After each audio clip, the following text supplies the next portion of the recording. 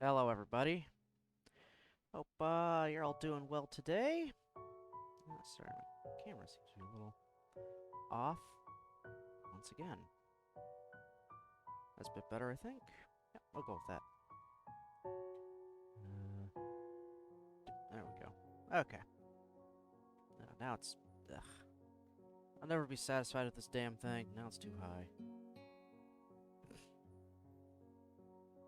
Alright, let's go with that. So yeah, again, I hope everyone's doing well on this Friday. If it isn't obvious, we're doing Katawa Shoujo again.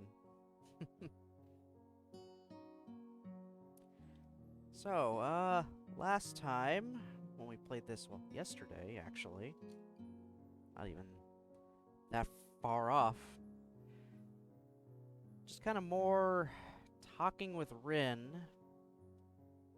in the art club, and, well, the teacher wants to get her paintings inside a gallery, because he's got a friend, and he might be able to pull some strings. Rin doesn't seem too keen on the idea, and after kind of going to a walk in the middle of the woods and sitting by a tree for a while, Rin still doesn't know, still can't think of what she should be thinking about this. She's conflicted.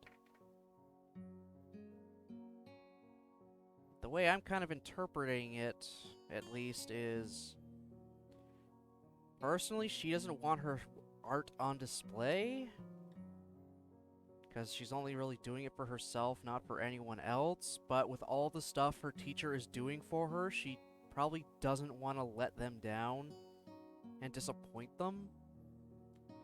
So that's probably why she's conflicted. Which also kind of ties back into us, because for whatever reason, we don't want to disappoint Rin. Hey, Aura, how's it going? Morning, morning.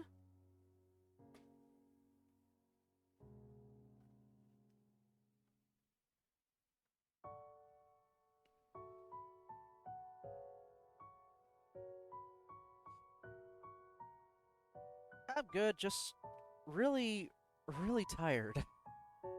This isn't obvious. I think I got circles under my eyes right now. But I'm just managing. How are you?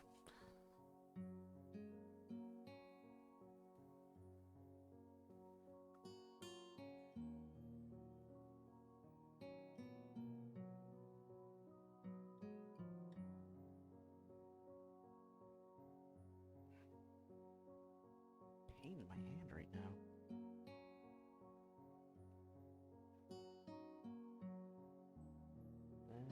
Where did I... Ah, that's it. That's where I left off. So, after the teacher kind of talked to her again about it, we kind of steered her toward, yeah, let's do it, because might as well try to aim high. I mean, even if you fail, at least you could say you did it. Though, personally, feel like... I don't feel like it was the right thing to try to semi-force her to make a decision. But we'll see how it goes from here. Hopefully it doesn't go badly. Hopefully.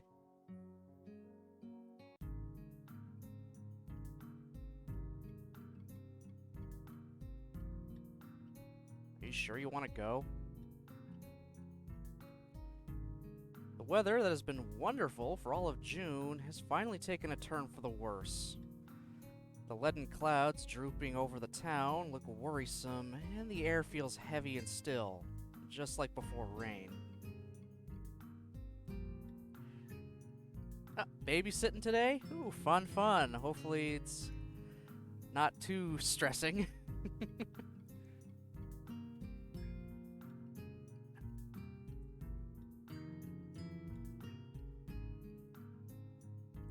Forecast says there's a 60% chance of rain this afternoon. Maybe this will mark the beginning of the rainy season. Oh, okay, so we're doing the picnic, and we're gonna get rained out again, aren't we? I remember that from Emmy's Road. So again, this is something that happened in Emmy's route. We went on a picnic and it looks like we're getting rained out. So I do like that, how some routes have intersecting events. Emmy and Rin's route have the track meet and now the picnic. That's cool. I like that. Only now we're not going after Emmy, we're going for Rin. Though at this point we don't really have any actual heavy romantic feelings for Rin, just kind of this feeling of I don't want to let her down. She annoyed the hell out of us to begin with, but now we're just kind of like, okay. It's interesting. I mean, it is only Act 2, but I think even in Act 2 of the other routes, we already had some kind of... Yeah, we had some kind of thing for the girl by now.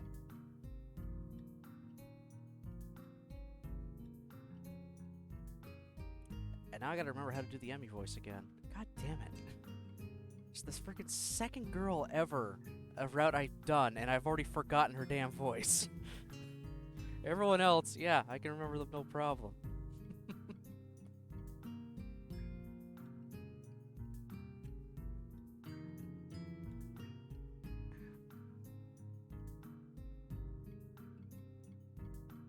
And also, Emmy and Rin are friends, so both of them are there. It's just even two other routes, Lily and Hanako, they're friends, and they have a few intersecting events, so it's interesting.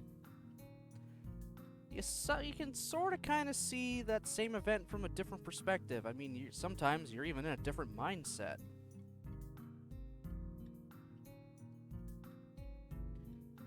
And across all 5 of these routes, you get a letter from the girl whose initial confession to you made your heart condition known. I mean, you had a heart attack and were in the hospital for 4 months. In all the routes, she eventually sends you a letter, mostly to... Probably mostly just for her benefit, to get her feelings out now that there's probably no chance you'll ever see each other again. But every time you get it, you interpret it just a little bit differently. Which I think is interesting. It all depends on where you are, where Hisao is emotionally and whatnot in each one. Sometimes he just angrily throws the letter away, tries to ignore it. Other times he just sort of relates it to what he's going through currently. So he's kind of putting himself in her shoes back then. Yeah, this time around, when he read the letter, he managed to actually write a response back to it right away. And from what I get from that is because he hasn't developed any kind of emotional, romantic feelings toward Rin, he's still kind of holding on to that little bit of hope. It's still a girl that he, in fact, really did like. So he was able to churn out a letter, whereas in one of the last routes we did, he tried to write a letter, but he just couldn't put words to paper.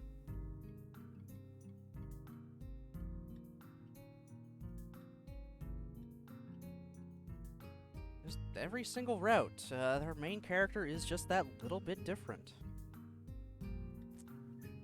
He usually adapts traits from the girls.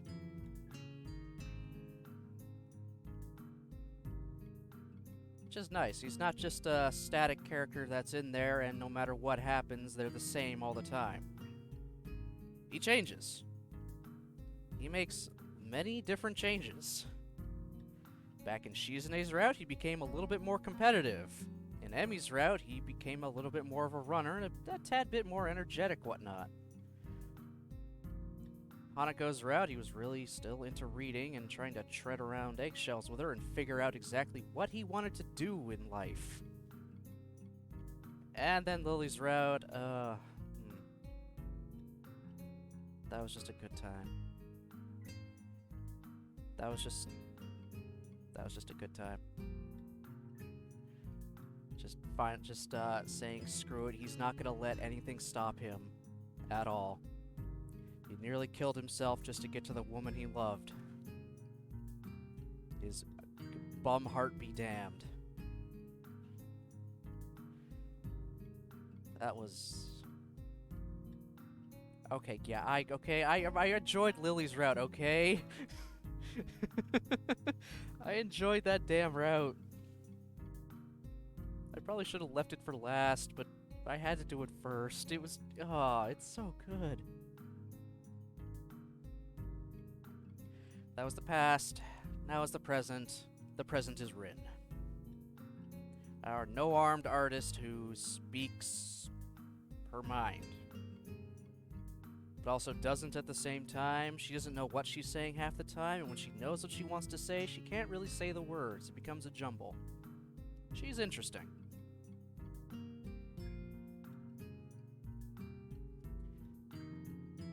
Of course I'm sure. I've been waiting for this all week. Definitely not the Emmy voice, but I'm going with it. Emmy had planned a picnic at some nearby park, with snacks aplenty bought from the convenience store. But with the weather this gloomy, it seems risky. I asked some other people to come too, but they didn't want to go because of the weather. We have to prove them wrong. Wrong how? You know, like how it always rains when you think it won't, and when you think it will, it doesn't. We'll go no matter what, so it's a win-win situation. What the fuck are you on, Emmy? I've been going without sweets for weeks because of practice for the track meet. But now I can splurge on anything I want. Nothing's gonna stop me now. I thought you were all about a healthy lifestyle and stuff. Sao, you understand so little. There's not a single girl on this planet who doesn't love sweets. I don't like sweets. She doesn't count. Anyway, is this clear? Completely. We'll go and eat our fill of sweets. Damn straight we will.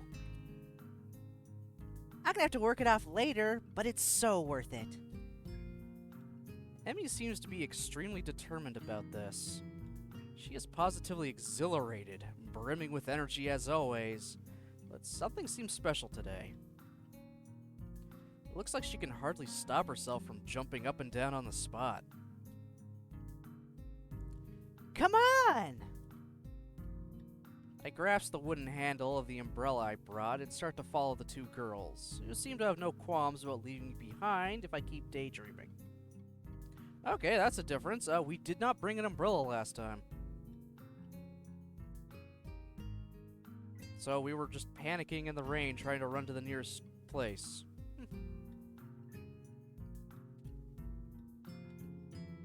My umbrella is really fancy, the old-fashioned kind with a curved handle and metal spike at the end. It used to belong to my grandfather. It looks like an antique, but it's in really good shape. Almost as good as new. It's really big, too. I remember how my grandfather, my grandmother, and I all fit neatly underneath it. Under it when a rainstorm caught us on an afternoon walk years ago, when I was around 9 or 10. That didn't take long for me to start flubbing lines. New record. My grandparents are both gone now, but I still have the umbrella to keep me dry when it rains. We walk along the road leaning down from the school toward the convenience store, the clouds casting their dark shadow down on us. The weather seems to be taking a turn for the worse, and I'm pretty sure I just felt a raindrop on my head. Didn't you guys think of taking umbrellas? It really looks like it'll rain. Ren looks at her limply hanging sleeves and shrugs her shoulders. I don't have one. Besides, a little rain won't kill us. She pushes her chest out, looking very confident about that. We aren't made of sugar. I thought that's exactly what girls are made of, especially considering what you're planning to gorge yourself on today. Girls are made of sugar and spice and everything nice. Boys are made of snakes, snails, and puppet dog tails. That's... wow. It has been literally years since I've ever had to utter those words or even think about that.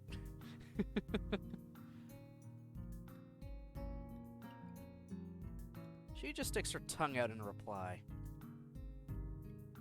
The walk down from the school to the local shopping district is not a long one, but it's not very short either. It's all downhill, so our steps roll easily, but time stretches out nevertheless. The distance is right there, in the gray area where you don't expect the trip to be quickly over with, but you aren't preparing for a long walk either. Thus, the trip is slightly too long to stay comfortably quiet the whole time, though the girls don't seem to mind. Rin walks calmly ahead, seemingly lost in thought. I'm kind of wary about starting a conversation, since the last time didn't end very well for either of us. I haven't exchanged a single word with her since then. Emmy, on the other hand, is way too happy about just walking. It's Emmy. She's happy about everything.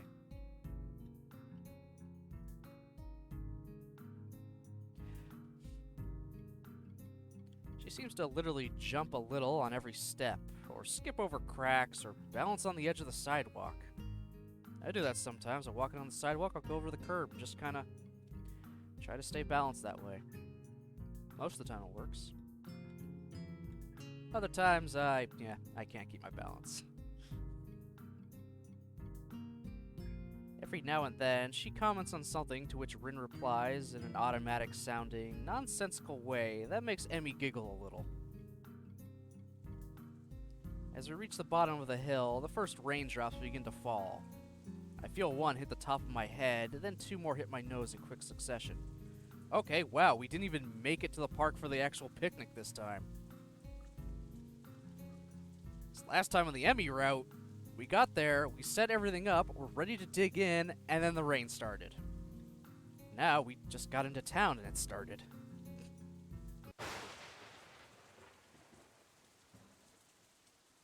It's not one or two rain clouds anymore.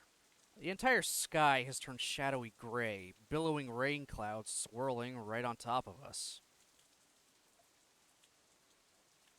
Oh, shoot. I guess we aren't going to have a picnic then. What now? Maybe we could have a rain picnic? A picnic in the rain. No, we'd all just catch a cold, and I don't like getting me or my snacks wet. I kinda like it. Not the snacks part, though. Emmy considers our problematic situation for a moment while I open my umbrella and lift it up, trying to hold it so all three of us get covered. Hey, Hisao, have you been to the Shanghai yet? It's a cafe somewhere around here, right? I've heard of it. It's a nice place. Let's go there and wait out the rain. If it's just a really quick shower, we can still go for the picnic. And if it gets worse, we'll just order cake there instead. Neither Rin nor I have better ideas, so with Emmy taking the lead, we start walking briskly along the side street. Cafe is only a few blocks away, but even with the umbrella, we can't avoid getting slightly damp. The rain keeps coming down harder and harder. Raindrops leave tiny dots on the black asphalt, which then combine into bigger patches like... What?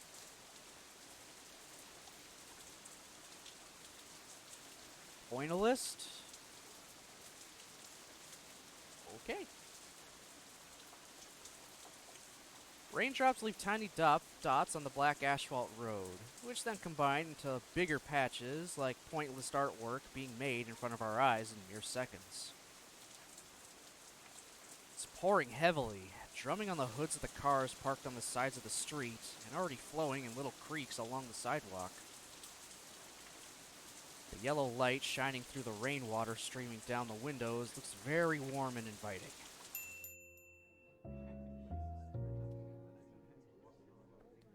I shake the excess water off the umbrella and head inside with them, following Emmy to a vacant table in the furthest corner of the small cafe. The place is almost full. Apparently other people had the same idea as Emmy, and now we're all stranded together here in this cozy little place. Interesting that it's using this soundtrack for the Shanghai.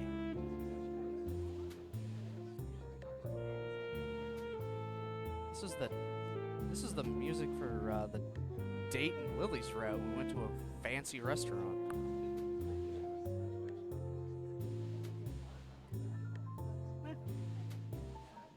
Good track. Varnished wood pillars and paper screens mixed with Parisian-style tables and chairs in discordant harmony, a contrast of old and new. Light jazz plays quietly in the background, though it's mostly drowned out by the murmur of the customers. There's only one waitress serving the full house, frantically gliding from one table to another and trying to keep up with everything. To my surprise, I think I recognize her. I watch her deliver a tray of teacups and pastries to another table taken by Yamaku students, then take an order from an old middle-aged couple sitting across from us, before finally turning to serve us. Oh, Yuko. It's always gonna be Yuko. She's always the waitress. Waitress/librarian. Yuko? Now that she's close and facing me, I see it really is her. The part-time librarian of Yamaku in full waitress attire. It's a pretty cute outfit, and she has her hair tied up in buns to match. It's a completely different image from her mousy, plain style at her other job. Yuko blinks a few times, looking confused, then remembers that she was supposed to say something. Welcome to the Shanghai. So you work here too? I thought you were a university student or something. Yes, that too. It's a part-time job, as you can see. It's Sunday, so there aren't any lectures. Good thing, too. Since today's been so busy, I'm wishing for another pair of hands. Anyway, I'm in a bit of a rush, as you can see. What can I get you today? Emmy doesn't hesitate even for a second. Her eyes glitter like those of a kid in a candy store. Oh no. Why'd the music change abruptly? What's she gonna do to poor Yuko? Don't do anything, please. She doesn't deserve this. Tea for everyone! And a cake for me. Yuko tries to stay as formal and professional looking as possible, smiling cheerily at my ravenous companion. Yes, today we have a choice of strawberry shortcake, raspberry layer cake, or lemon meringue pie. Oh no, not lemon. Strawberry! No, lemon! No, actually, I'll take both. She looks at me in challenge. I'll just take the pie. Nothing. Emmy makes a face at Rin as though she had bitten into a lemon. Can we stop bringing up lemons with Emmy? Last time Lemons and Emmy were in the same room, it was a literal pain in the A for her.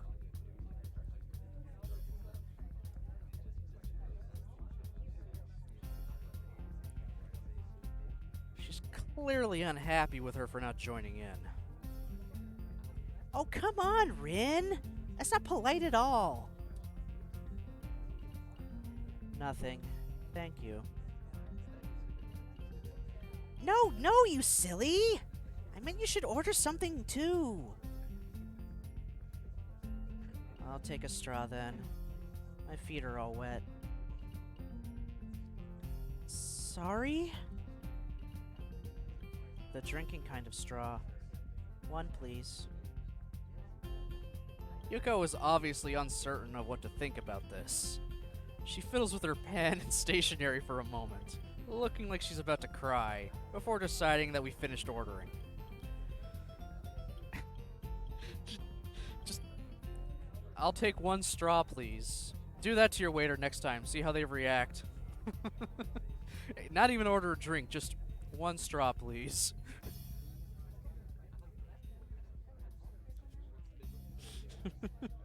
Yuko, you don't get paid enough to deal with these people.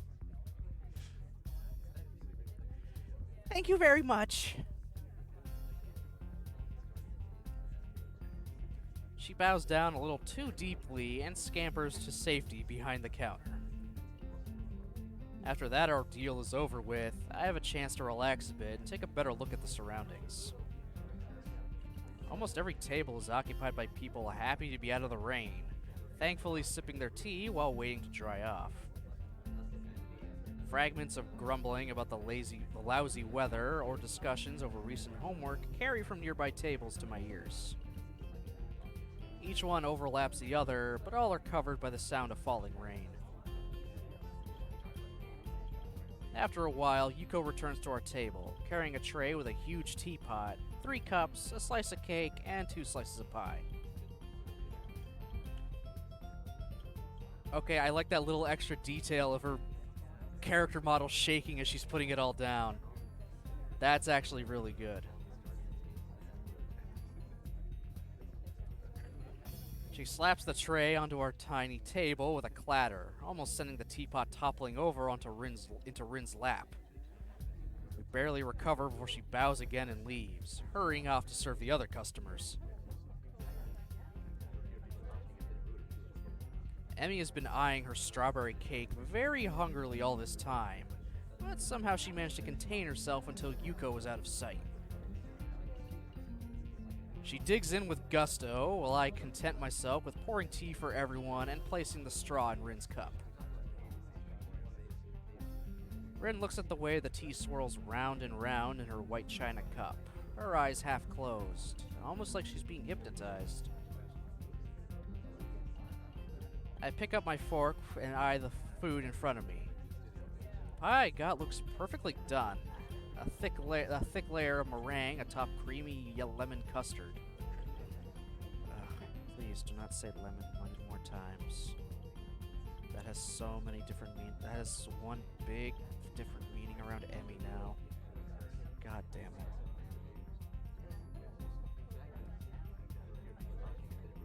After having the first bite, I pause, savoring the combination of tangy citrus and smooth sugary meringue. It's quite good, though a bit too sweet for me. It's very good. She's talking through a mouthful of cake, already halfway through her slice, even though it's not exactly small. I want to taste some of that. Emmy! You got a slice of strawberry cake and lemon meringue. Why are you stealing ours? God damn. Why are you stealing our pie? Because she can. Okay, fair. Also, hi Jen, how's it going?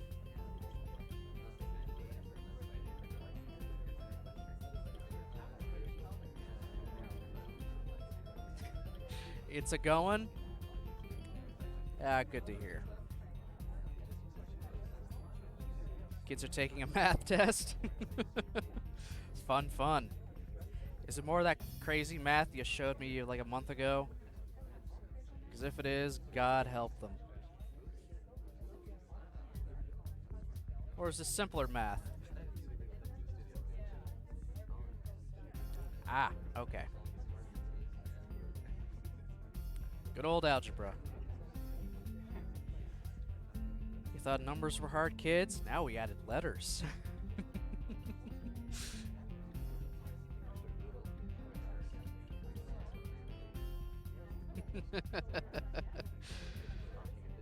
But algebra is fun in its own way.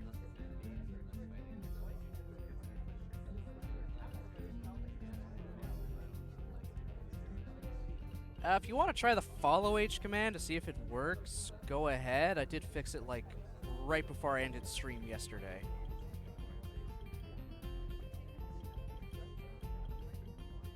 Alright, it's super specific, but until I see how I can condense that down, we'll just have to go with it. Yep, that's a lot better. And as we've determined before, if you unfollow and then refollow again, it resets. So yours should be a lot more.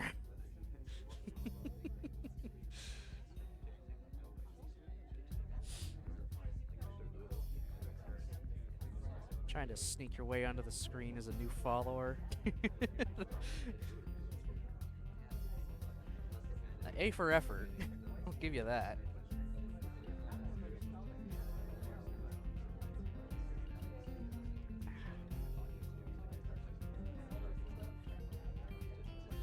And one hand has just been feeling weird today. I haven't done anything different with it.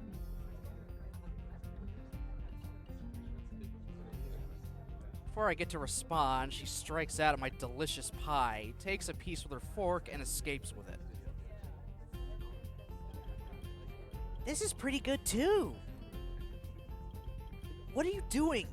You have a slice of your own. Yeah, but if I started on that before finishing the cake, it'd be rude, don't you think? Her insolence is outrageous, but the gentleman in me allows for no retaliation. Easy. Pick up your fork. Grab a piece of her lemon meringue pie. Even. What's she gonna do? Continue to eat yours? If she does that, just start eating her pie. Don't take that out of context.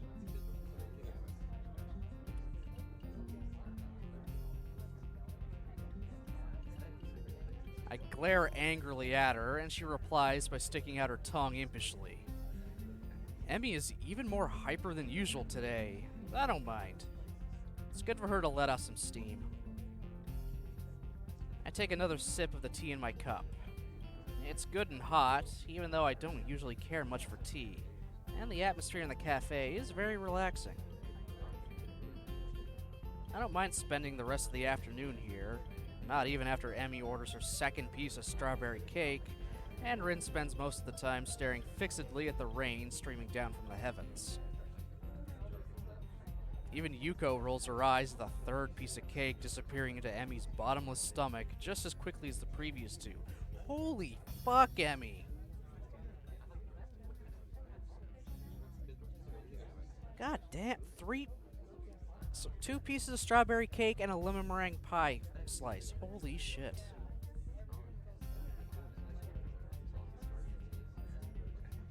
That's a bit much.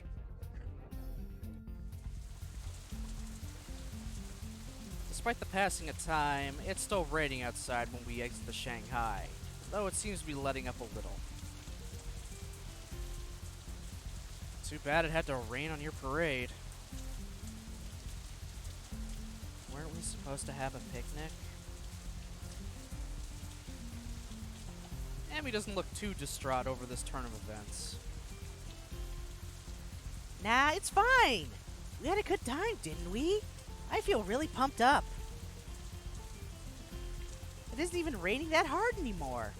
I kind of want to hike back to school to get rid of this energy and work off some of that cake. She stretches her arms out and arches her back like a cat. After rolling her shoulders around twice, she smiles brightly. Man, I can't really run with these legs though, especially uphill. I wish I'd brought my other ones. Like that'll stop you? This notion sounds odd, spoken so casually. But I guess for Emmy, changing legs is sort of like someone else changing shoes.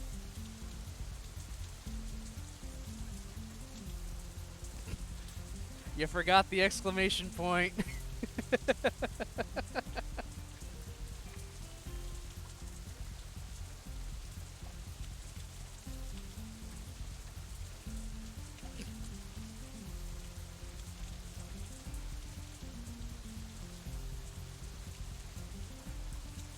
Oh, boy.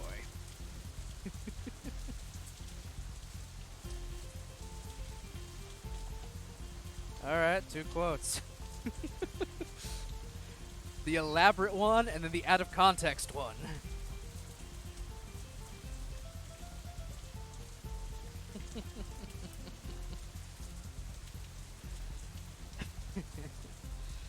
Oh boy, oh boy.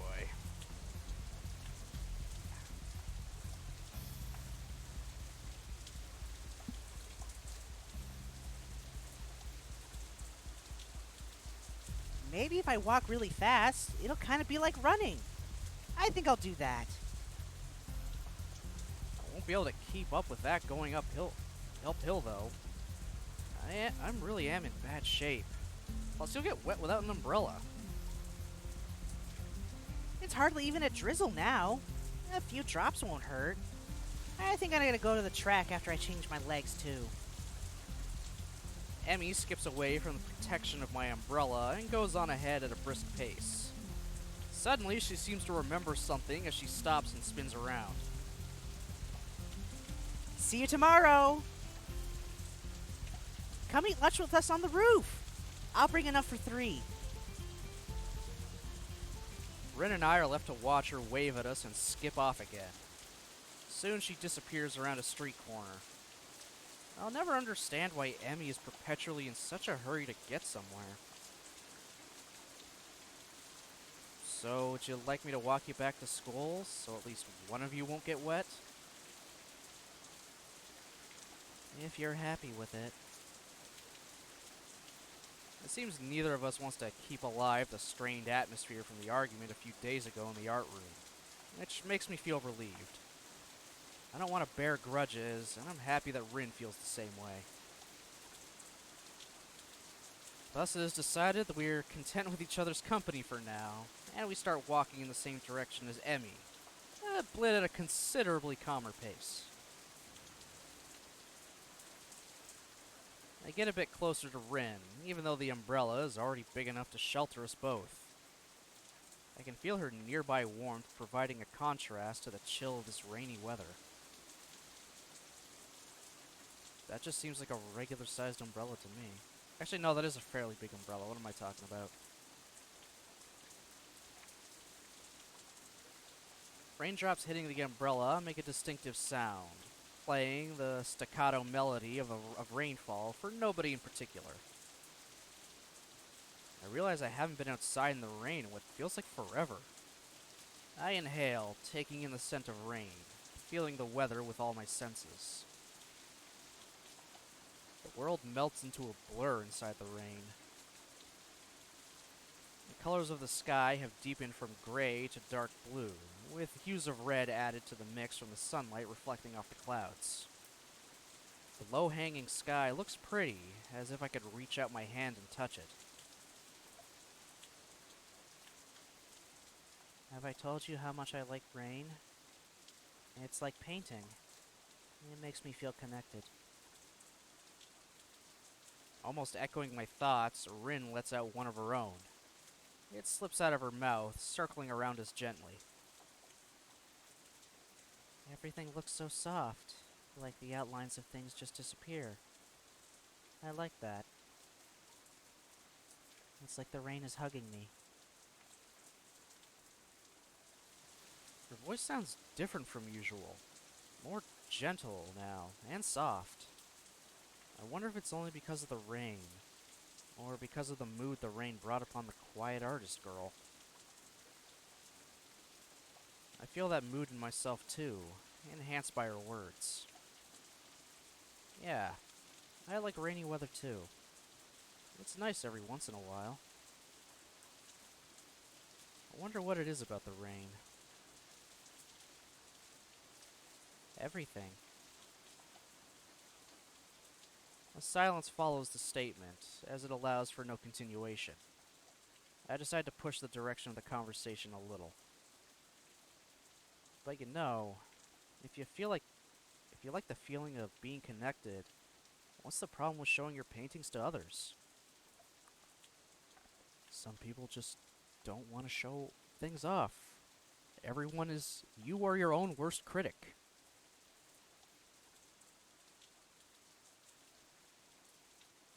Don't you want to be connected to other people? It's not the same thing. You're comparing apples to squids.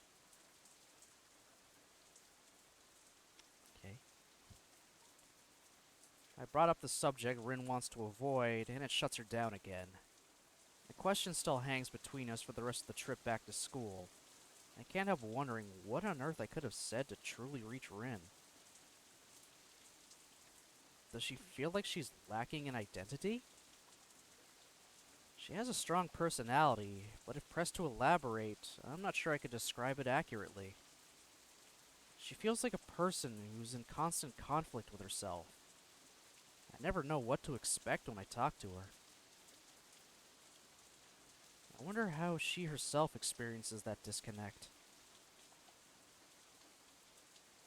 If Rin is asking herself every day, who am I? And obsessively paints images to define herself day after day, what does she think of that way of living? The irony is, that's the exact same question I've been asking myself for the past 4 or 5 months. For me, it was miserable. I can only assume that it's the natural state of being for this girl. When we stop in front of the dormitories, Rin turns to face me, as if sensing my thoughts from afar. Her gaze travels emptily past my left shoulder into the shapeless rainfall. Her dark eyes seem to suck the low ambient light into themselves, like a reverse mirror. That empty gaze lets nothing out.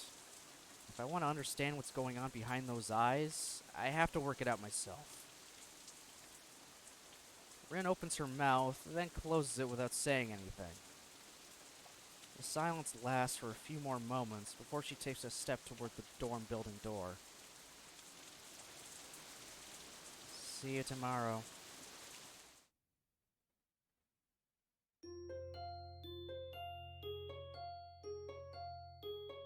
Rin is really hard to understand.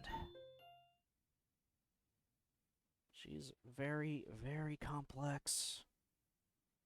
No, not the end of the act yet. This is still Act 2. Well, we'll know when we're in the next act because it'll bring up title card. Yeah, that's just the scene change. That's our time passes thing.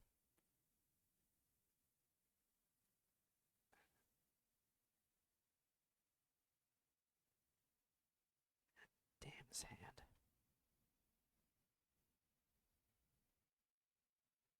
The next morning, like every second Monday morning until he says otherwise, I have an appointment with a nurse. Oh my god, we see the nurse. They allow me to skip part of my first class in the morning, and I don't feel any shame in skipping the rest either. Rather than being thankful I get to miss world history, I instead feel dread when I think about these appointments. I wake up at the normal time anyway and wash myself in the bathroom I share with Kenji, tidying my sleep-disheveled hair. Oh god, we share a bathroom with Kenji. No wonder he can come in no problem. I quickly get dressed and put my laundry in the basket. I pack up for the school day. I have all my homework done like usual, so I have a bit of free time now. There's no point in going to morning class for 20 minutes before I'd have to get to the nurse's office. So I lie down on my bed and read a book until it's time to go. Door of the nurse's office is open, which is unusual. I enter while knocking to announce my arrival. Looking up from his computer screen, he motions me to take a seat with a friendly hello. Steam wafts up from a piping hot cup of coffee on his desk. It's probably not his first today. I've not seen the nurse in a while.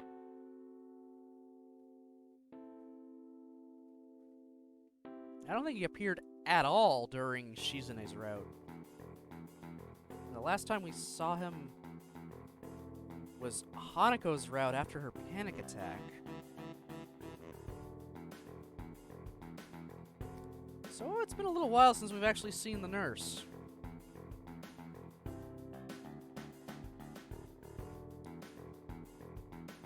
How are you feeling on this wonderful morning, Hisao? I'm alright, I think.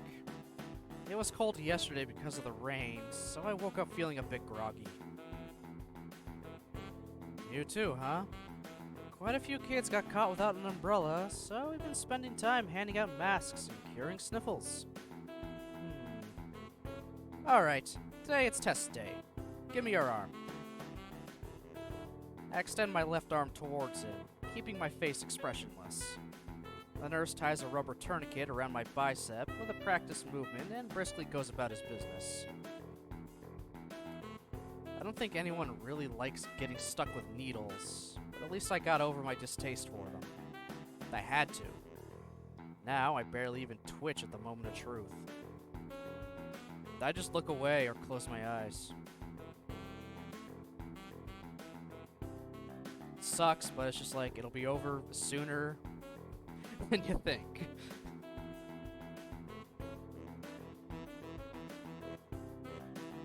Once that's done, a blood pressure check follows. Then there are checklists and questionnaires to go through. The nurse nods and scribbles in my answers to the questions as I give them. Alright, let's have a listen now. I unbutton my shirt and put it neatly on the back of the chair I was using while he puts on his stethoscope. I know by heart the order of places where he's going to listen to my lungs and heartbeat. I adjust my breathing to be even and deep without even being asked. It's become routine now for both of us. It's funny. This is pretty much the only time in one's life when you really concentrate on breathing and nothing else. It has always amused me.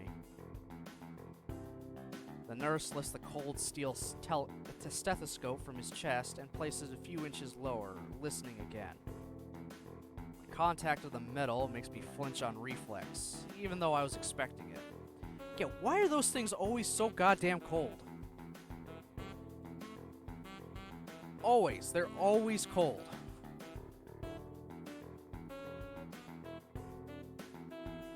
He furrows his brow, but I can't tell if it's because he's unhappy or if he's trying to pick something specific out among the complex multitude of irregularities in my heartbeat. Is there something wrong? Please don't talk. I shut up and become more anxious. The nurse is nice, but I can't help disliking these mandatory checkups. I wonder if he's going to end up hating. I wonder if I'm going to end up hating all medical appointments from now on because of these. He finally lifts the circular metal plate from my chest, allowing me to talk again. Everything seems to be fine. Are you feeling all right yourself? I suppose. I was out yesterday when it was raining, and yeah, I really felt a bit under the weather in the morning. Maybe I caught a cold. Were you with Emmy? She came down with a cold too. My people told her to stay in bed for a day or two. Really? I mean, I was with her, but I didn't know she got sick. Yeah, 'cause she ran in the rain. That's why. Put it together, Hisao. Don't be an idiot.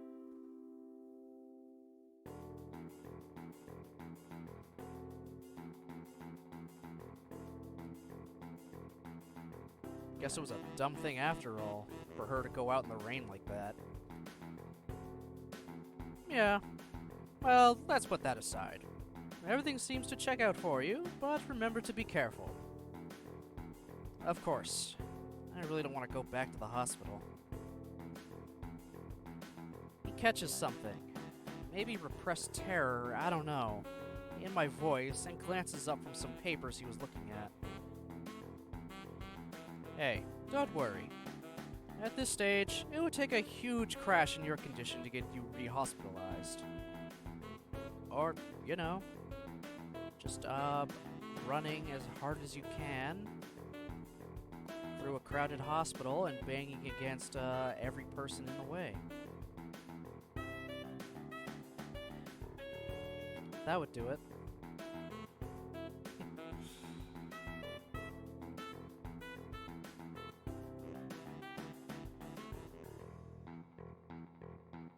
It doesn't really reassure me, but grumbling about it to him won't make any difference. I quietly take my leave. Walking along the corridor from the auxiliary building to the main school building, I encounter a young female nurse coming the other way. She smiles at me when we pass by each other. The lobby is empty of people. No surprise, since classes are still going on. I hear muffled sounds of discussion coming from behind the first floor classroom doors. I glance at my watch. I'd have to rush to get to my classroom in time. I don't feel like going to class anyway, so I decide to climb up to the roof and have an extra long lunch break. Amy promised she'd bring something for me today, but if she's sick, that's probably not going to happen. I'm not feeling hungry anyway, so it's all the same. The climb up the steep stairwell to the roof is oddly liberating, almost like losing weight. I feel satisfaction that doesn't wind me as badly as it did the first time I came up here. I push open the squeaky door at the top and step into the sunlight. I swear to God if Rin is already up here. The chain link fence allows for a grand view over the treetops, all the way to the gray silhouettes of downtown further away. The dreary weather of yesterday is just a memory now. The silvery blue sky seems to be a mere arm's reach away. I forget for a moment that I'm in a bad mood. The warmth of the sun soaks into my bones, making me drowsy and lazy instead. We're gonna nap on the roof, aren't we? The bells ring for lunch break, startling me back into reality. Soon afterwards, the quad below me bursts into life. Students pour out of the doors down on the ground floor, intent on enjoying lunch at the quad and lush gardens in this perfect weather. When I hear the door to the stairwell being pushed open, I don't bother turning to see who it is. The intruder starts coming toward me with uneven footsteps. The little river stones the roof is covered with rattle and crunch underfoot. The footsteps stop a few feet behind me, followed by a silence. I look upwards into the glowing eye of the sun, absorbing its warmth with my whole body. Don't stare at the sun! Jeez, wanna go blind?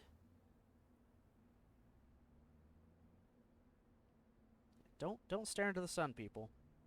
Not a good thing. I'll tell you that right now.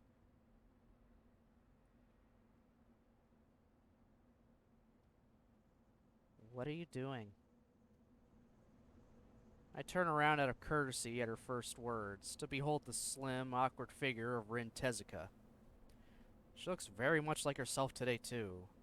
Her hair is maybe a tad messier than usual, as if she just got out of bed. She stands with her weight shifted onto one foot, looking at me with mild curiosity, as if I were something in a store's display window. I don't know. Just spacing out, I guess. What about you? Amy promised food. We usually eat here. I'm afraid you're gonna be disappointed. I heard Emmy came down with a cold. Oh, I guess that makes sense. She wasn't in class. It's not that common to get a cold in June, though. You don't think she went running at the track afterwards like she said? Rain just kept going. Probably. In the rain? In the rain. That sounds a bit too much for just keeping up with training regime. Emmy's a hard-headed one, though, so I can see her running in the downpour just because she had to. Well, that's obviously overdoing it. Probably why she came down with that cold, too. But I guess it's kinda cool. Speaking of that, I'm not feeling very well either. I... Gesundheit.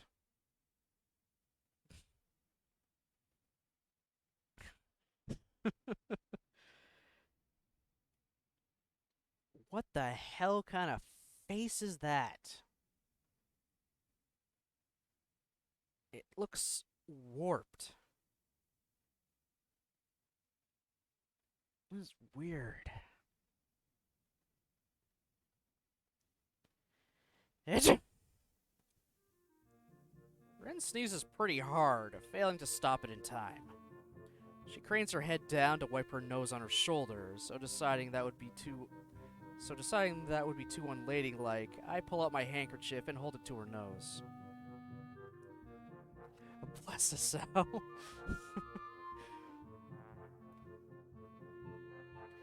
Or bless Rin.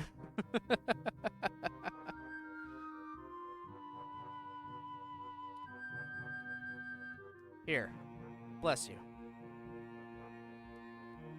Thanks.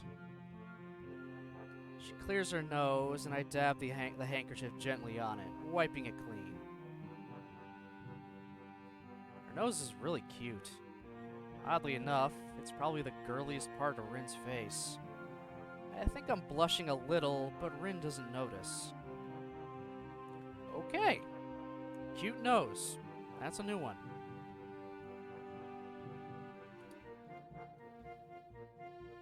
Thanks. I think I might be coming up or down with something, too. Like I was saying. Hope not. Rin doesn't seem to be bothered about eating, so despite the lack of Emmy-provided lunch, we stay up on the rooftop. She comes over and stands next to me, right up against the fence, looking into the same abstract distance as I am. Nobody else seems to be coming around to intrude upon this calmness either. It's quiet and peaceful. What does one do on a lunch break if not eat? Yes, sit down and do nothing. That's what. Turns out that, between the two of us, we don't really know. Fortunately, passing time is an activity that manages itself just fine. Even though there's no conversation to fill the silence between the passing seconds, no pointless activities like cloud gazing to spend upon the minutes between now and then, time marches on relentlessly. I keep checking the time on my watch, then decide it's a dumb thing to do. Instead, I try to hold out for as long as possible before I check it again. Maybe I can hold out for 6 or 7 minutes. Yeah, when you're constantly clock watching, time slows so much. Wearing a watch to work just so I could, get timings right for when we gotta close. Blessing and a curse. It's like, yay, I know exactly how much time I have to do things, and oh god, I took longer to do that, or oh god, it's only been that long. Everyone can relate. Everyone.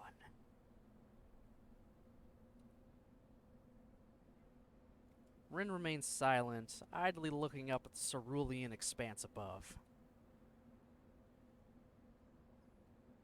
I wonder why, more often than not, we don't speak much.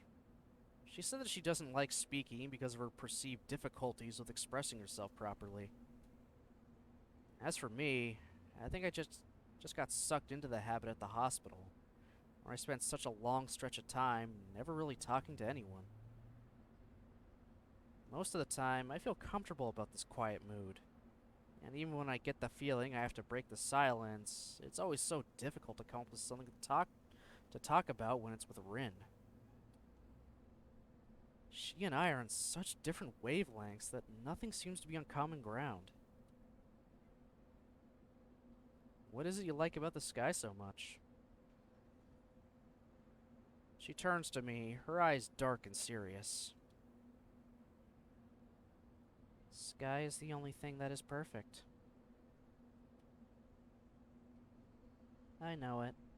You could say I'm an expert of the sky if you wanted. And I am, even if you didn't want to. A sky expert.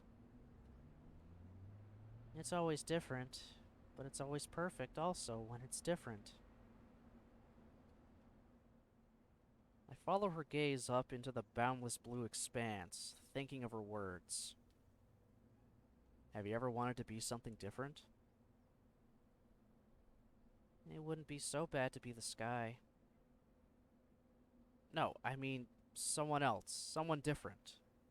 Go to a normal school like everyone else, not have to worry about stuff. What stuff? Try to find the right words for a moment, but can't manage to form a sentence that I'd be comfortable with actually using. Man, I really don't want to say it aloud. Try. I'm not so good at mind reading. Don't you ever want to not be disabled? Jesus Christ, loaded fucking question there.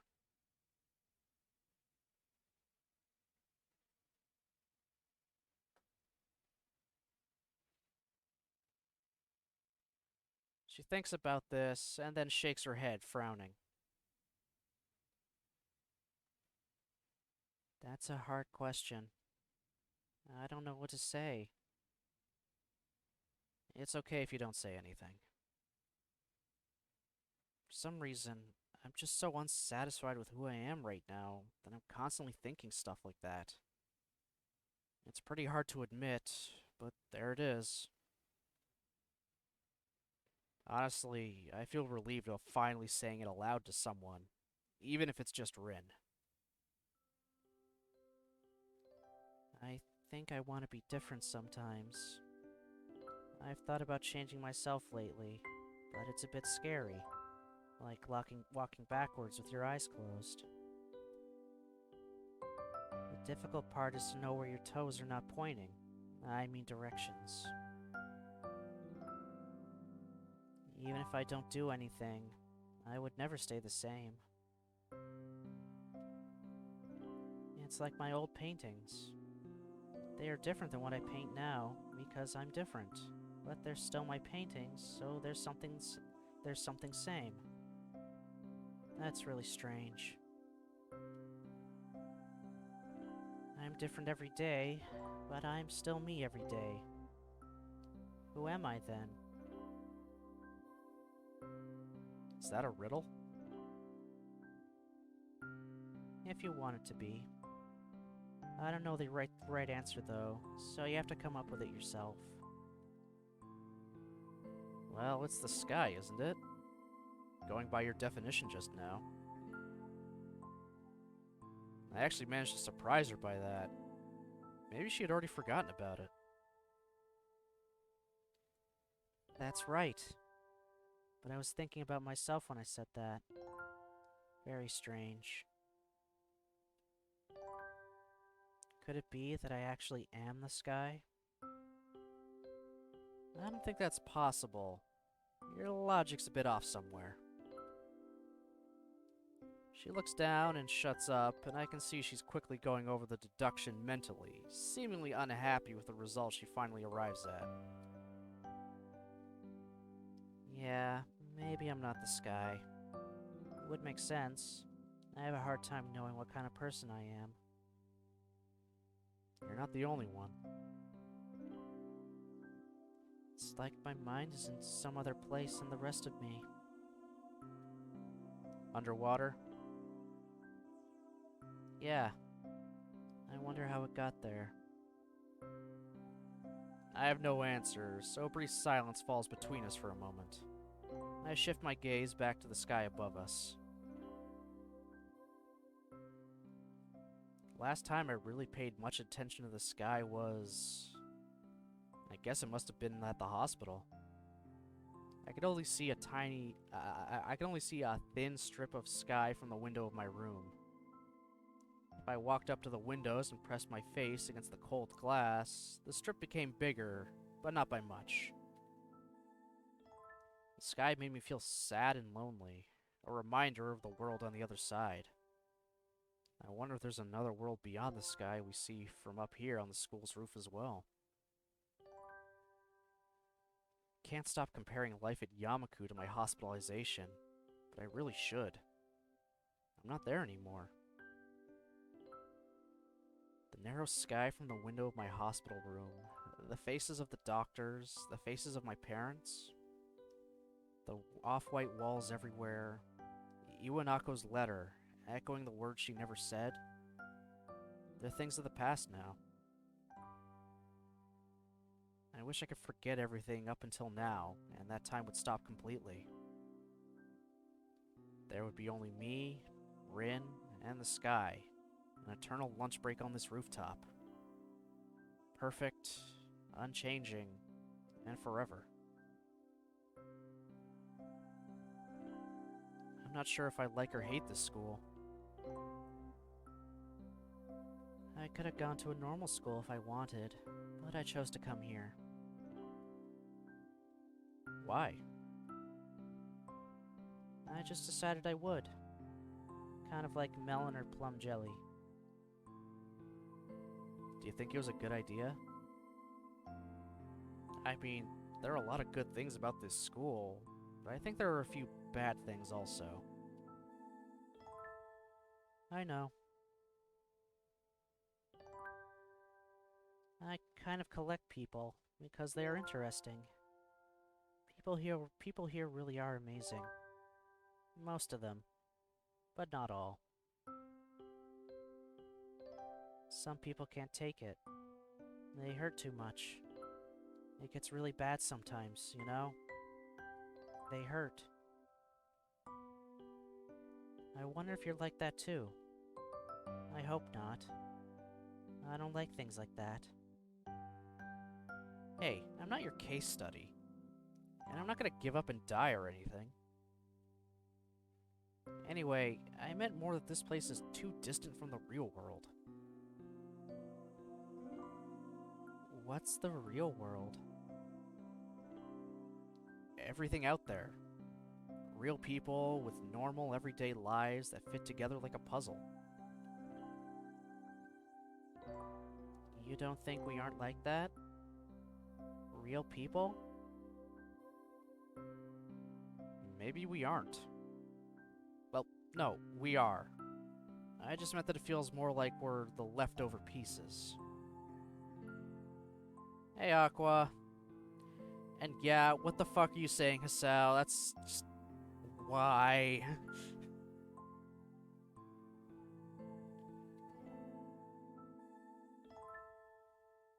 Rin thinks for a while, her almond-shaped eyes narrowing as she bites her lip a little bit, like a child.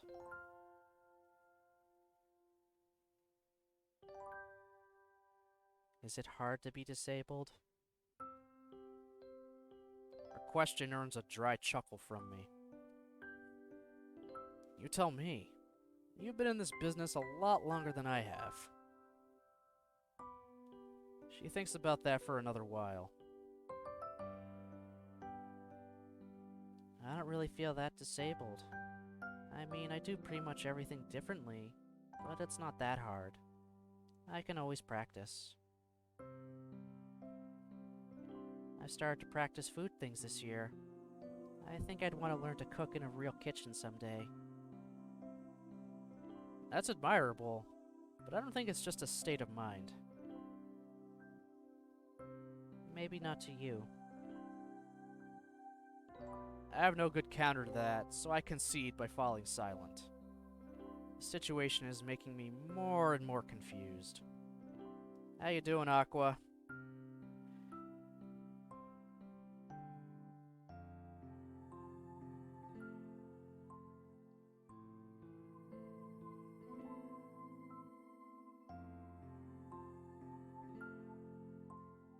Oh, yeah, again, yeah, it started on 4chan, of all things.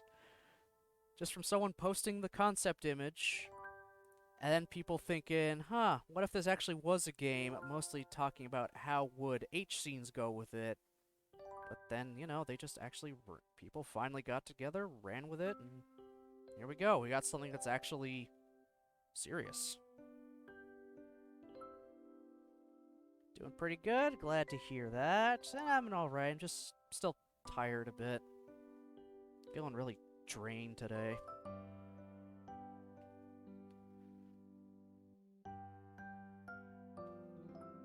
If this game was just, just a big joke about disability and all that, it probably would not have as much as a following as it does. A lot of people went into this thinking it would be that, and from a lot of a lot of posts I see, people saying, I went in there to FAP, I came out of it crying. I expected one thing and got something so touching. Something serious.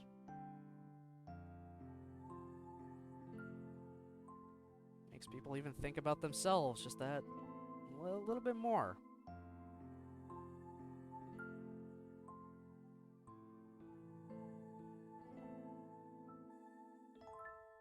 Has anyone watched the film I Can Speak?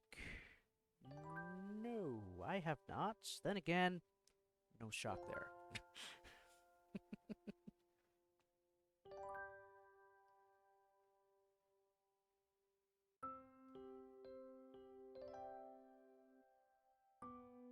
Can you give a general premise of it without spoiling anything?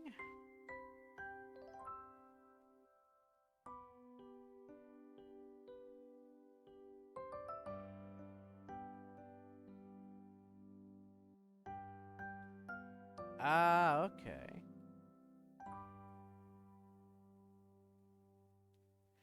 Watch A Silent Voice, Aqua, please. Like, as soon as you can. Please, watch that movie. Please, I freaking love A Silent Voice. Just, oh my god, I love it so much. It is so good. I prefer it much more than Your Name.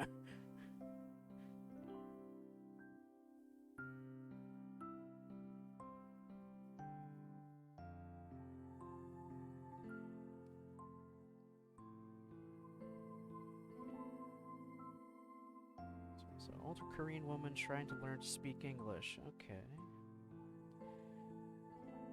She's known for being very annoying to the small government paper pushers in her neighborhood. So one ends up teaching her. My lord, to take off from there. Was on an airplane trying to. Oh, okay. Alright, I'll have to add that to the list of things I need to eventually watch. That list is never gonna shrink.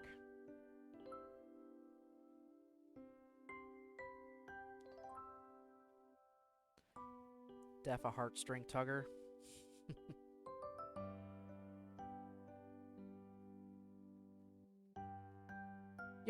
Yep, it's an anime.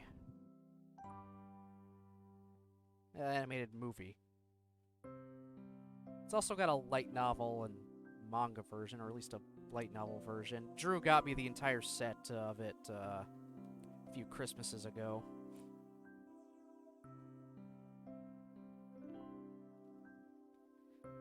Yeah, I mean, Your Name was alright. I think it was mostly the visuals that drew people in. And I feel A Silent Voice is better from a story perspective, big time. Stunning but boring.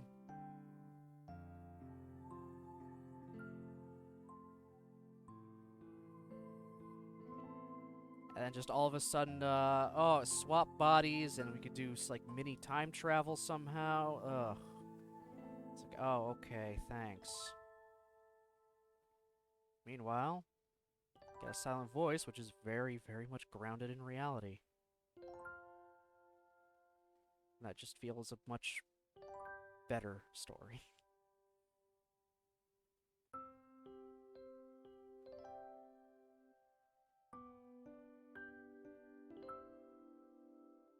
I thought you would have been there, because I think we were watching it when you were still around here, Jen. Oh, I could be wrong.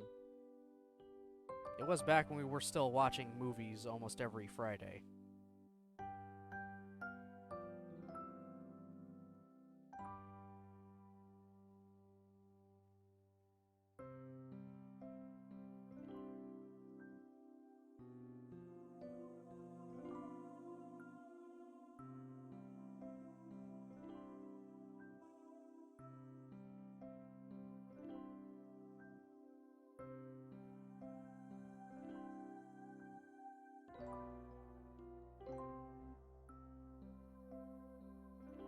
I remember when we watched Wolf Children. That I remember.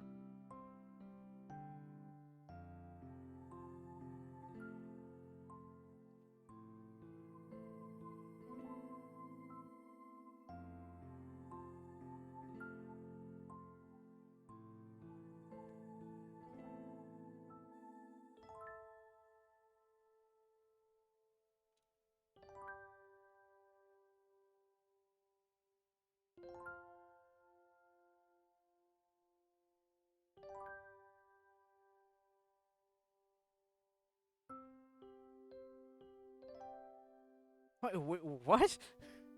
What the hell?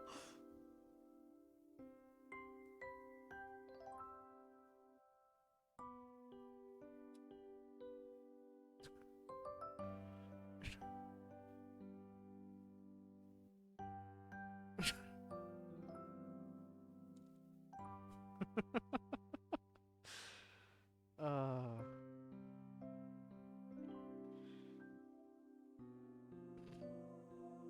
Yeah, that sounds like something he would do. I don't remember that specifically, but yeah, that's definitely something he would do. Just to fuck with us.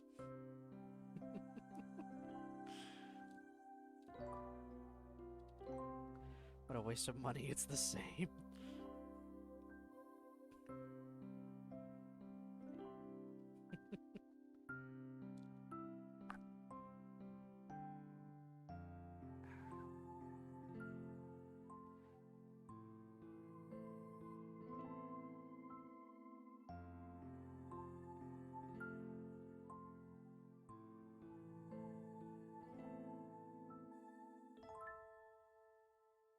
But yes, definitely watch A Silent Voice, Aqua. Definitely, definitely, definitely.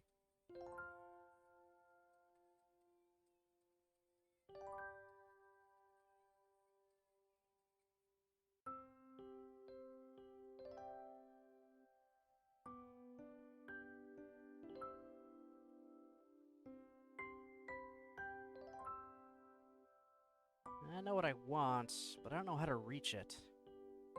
Rin seems to believe she can simply will herself into the shape she thinks she needs to be, but can't decide whether she wants to be a bird or a butterfly. I think, in the end, I'm not really that happy with who I am either. But that doesn't mean I regret being who I am. That's the thing that's wrong with you, Hisao. What the? I've only started to process that rather blunt statement before Rin suddenly hugs me. What are you doing? Never been hugged by a girl with no arms before. To be honest, it doesn't really physically feel like a hug. The awkward way she presses her body against mine, and the lack of embracing arms, makes it feel like she fell on top of me. But the warmth of a real hug is still there, and that's how I recognize it for what it is. I'm hugging you, Hisao. I know that, but Is it wrong? I thought this is what you're supposed to do. I'm not really used to this kind of thing. The first time Emmy hugged me, I got surprised and kicked her in the stomach. I can kick pretty hard, so she hasn't been hugging me an awful lot after that. It's not wrong. Just no, it's just me. Things are a bit hard for me for the time being. I can't seem to react properly to anything. Really? So is it hard being disabled after all? I guess she has me cornered there. I don't have the energy to start arguing against it, but I feel like I have to get something out. Well, No, it's not hard. I think it's just me overthinking things. I really wish I didn't feel so sorry for myself all the time. Mood. I wonder if I always was this fragile, or if I became this way after my incident. Nothing had ever truly shaken my world like that before, so there's no telling. Rin presses her cheek against me tightly. I can feel the warmth of her body close against me. Her body temperature feels really high, as if she had absorbed the sunlight into herself and was now sharing it with me. Or perhaps it's a natural state for her. It's the most comforting thing I felt in a long, long time. Wow, your heartbeat really does sound really weird. It's like a drunken percussion orchestra. Please don't say stuff like that. I get very uncomfortable.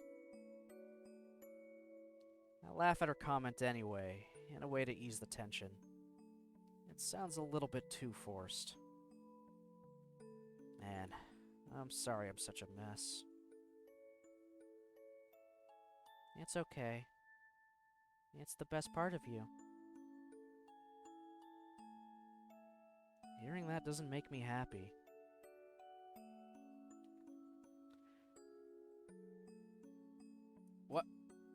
What?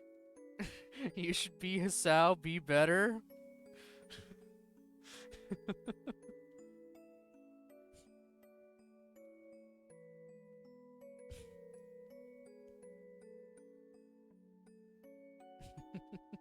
Should be better.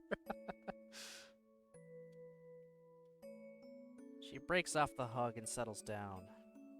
An awkward silence falls upon us like a blanket. Me feeling embarrassed about myself, and Rin trying to arrange her expression into something she likes.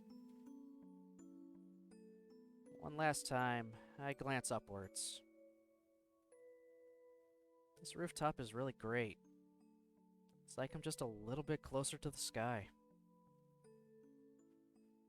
I know a better place, but we can't go there on lunch break.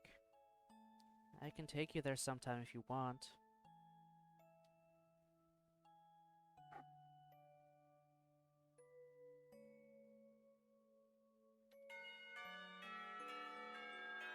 The bells ring for the beginning of the afternoon classes, and Rin stands up to make her way downstairs.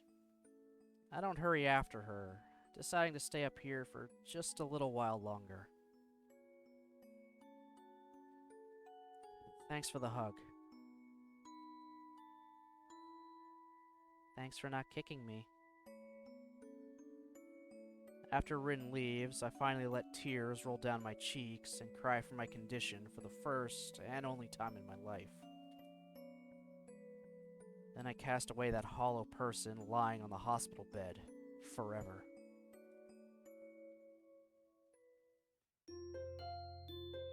Oh, that was... Yeah, that was a little something. Given a hug by the girl with no arms.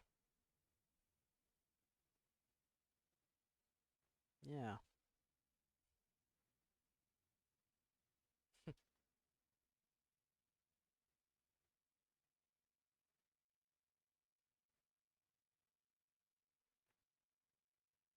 That was pretty sweet.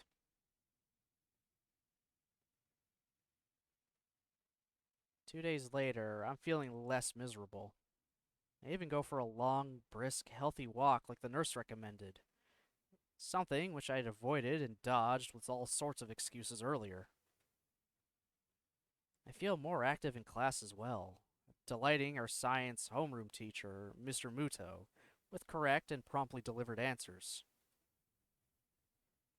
The break right now between the two morning classes is too short for any sort of meaningful activity, but too long to just spend it sitting in the classroom and doing nothing.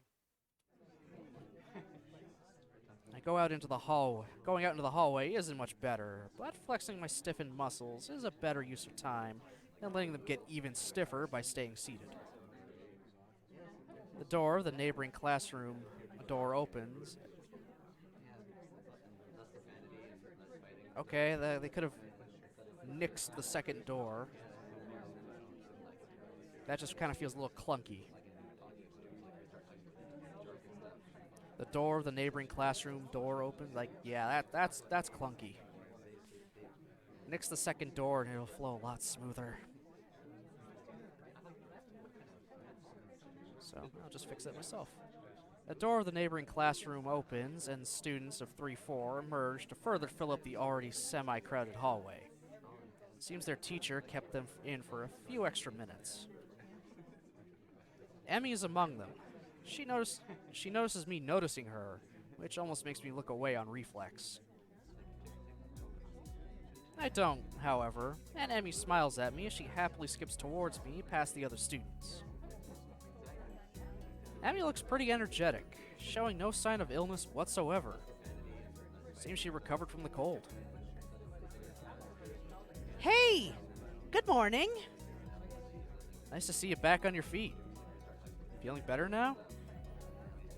She looks fine to me, but I still feel compelled to ask. Thanks! And yeah, I do. It was just a cold, nothing serious. Emmy laughs confidently, as if to emphasize her condition. I wonder for a moment what would count as serious in Emmy's book. She seems to be eager to put the topic aside, though. Where are you going? Off to Rin's room to see if she's awake yet. Oh? She skipped class in the morning? Or morning class, whatever? More or less the same thing. A sheepish smile emerges on Emmy's face, and she gets slightly flustered. Not exactly. It seems she caught the cold that I had. Sorry to hear that. Well, she was out in the rain on Sunday with us after all. I saw her on Monday, and she was feeling a bit under the weather back then, too. Yeah. Anyway, I'll ask the nurse for some cold medicine and give it to her if she doesn't get better soon. She leaves for the girls' dorm. I want to go with her to wish Rin well. I want to tell her that I'm better now, too, but it doesn't feel appropriate. An unspecified feeling diverts my thoughts away. Somehow I can't just summon the resolve to go in there. Is this what Iwanako went through when she tried to tell me what she felt?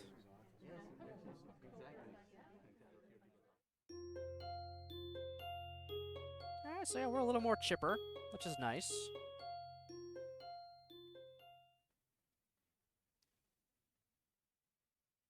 Even though I'm feeling more energetic, I'm still hesitant about going over to talk to Rin. It's not until 2 days later on Friday that I finally gather enough courage to enter the girls' dorm. I ask the first person I meet inside for directions to Rin's room. I knock on Rin's unmarked door and wait. After a few seconds of silence, I hear something rustling inside the room. Start wondering if maybe I should have brought something for her, like a can of warm coffee or some oranges. I could have peeled them for her. Well, too late now. Good. This almost feels like this could be a lead up to something.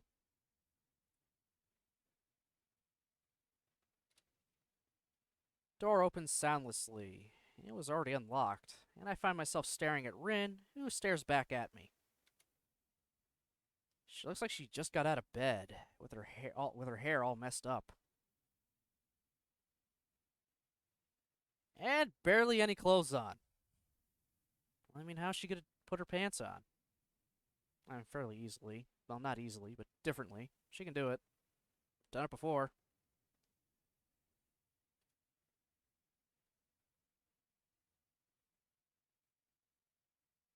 Hello.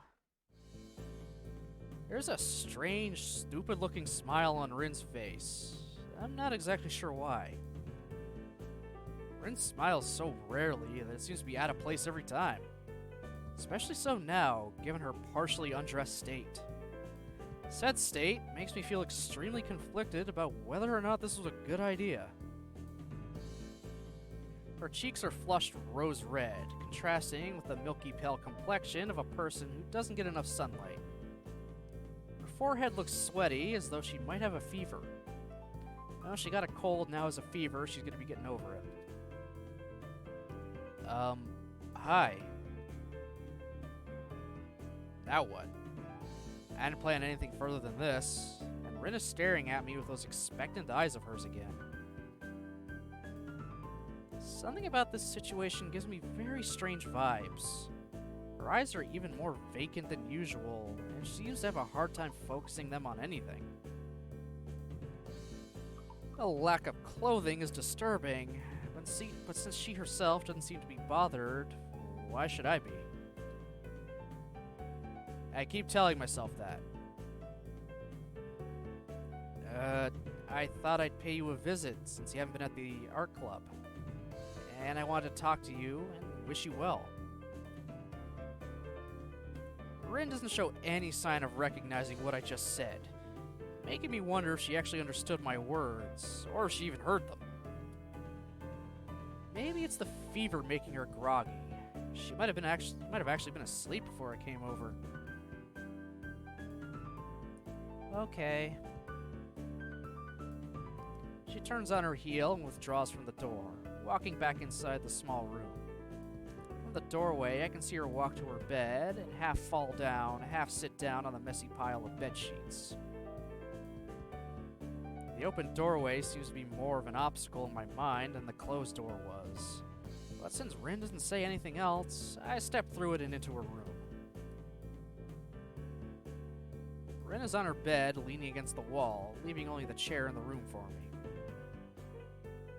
She keeps quiet even after I sit down, so maybe she meant to invite me in, but just forgot to say so aloud? An implied invitation, as it were. Very exciting. No one has visited me before.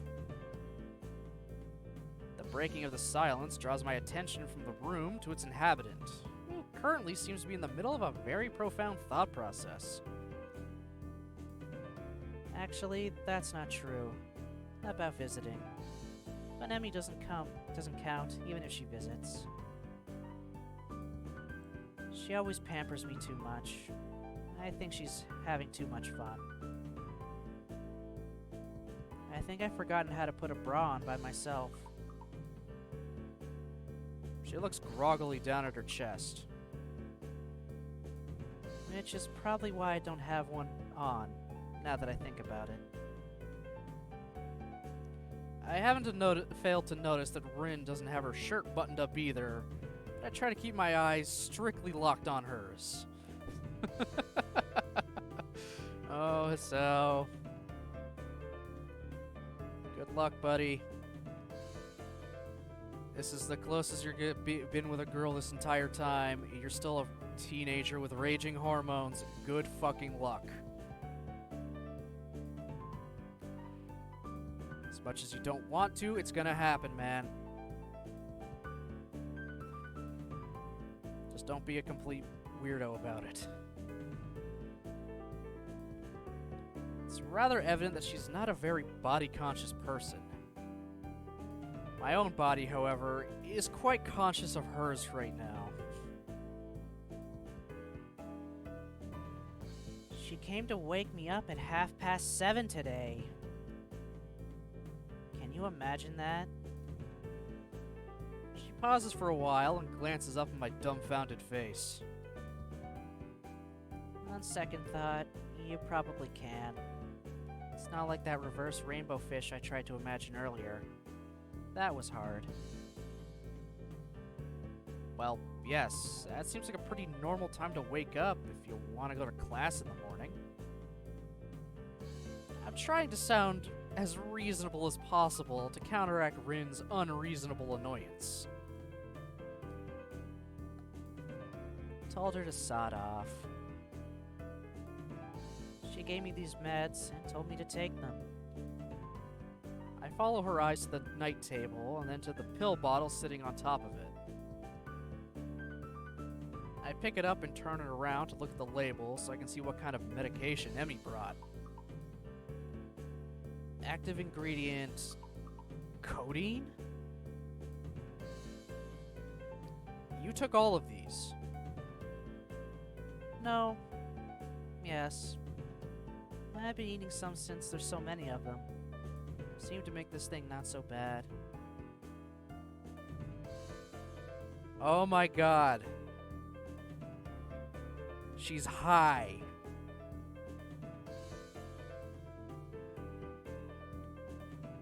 Good job, Rin. You got yourself high on codeine.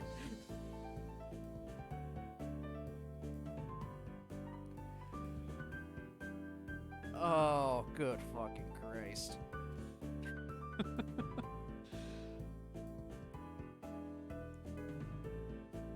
Actually, I think I'm feeling just fine. Her head lolls round and round, making it look like she's either trying to stretch her neck muscles or possibly pass out. She took several of these pills? Can that be safe? At least it's bound to have some side effects, which I'm afraid I'm witnessing right now. I am feeling just fine. I am fine. Just someone take this buzzing away from my head. I can't think straight. The annoyed expression returns to Rin's face. It's like many of those insect things. Or one really big insect thing. With lots of wings. Very much color and everything. What's the word for those?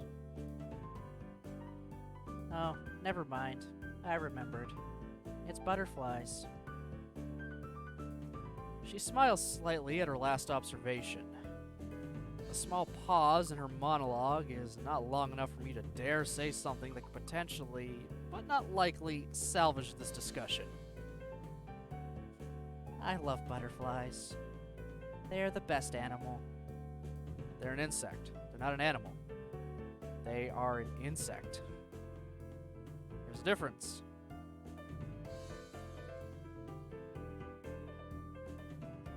Did you see any on your way here? Isao? She utters my name as an afterthought, possibly to make clear that she is now addressing me instead of just speaking her mind to whoever might be listening. This odd situation has left me speechless more or less since the moment Rin first opened her mouth. Now that she herself doesn't seem to have anything else to add, silence fills the small room. It makes me glance around again in an attempt to find something to talk about. Rin's room is about as small as mine.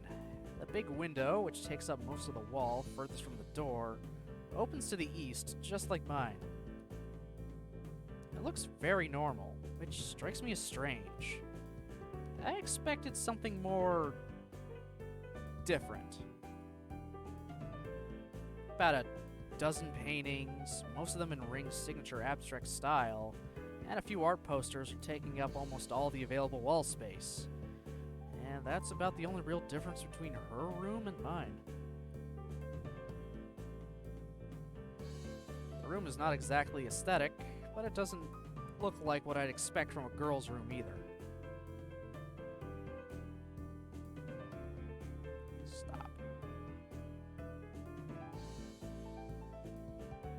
Faint smell of art, of paint and papers floating in the air. It's the same smell the art room has. Rin isn't too concerned about being tidy, it seems. Everything she owns seems to be arranged in various piles around her room. Your room looks nice. It's an empty sentence one uses to fill empty spaces in conversations. but my wits are failing me pretty hard right now. Yeah. Would you like me to show you the places? She looks down at her half-open shirt quizzically, making me inadvertently follow her gaze to her chest. Oh. I guess I already did. I can't deny that, no matter how hard I tried to act properly. It is very nice that you came to see me. It makes me feel very... what's the word? You know, the one about things and stuff. Anyway, you came. Rin's rambling makes me remember that I actually came here for a reason. Hey, about what we talked about on Monday? On the rooftop, remember?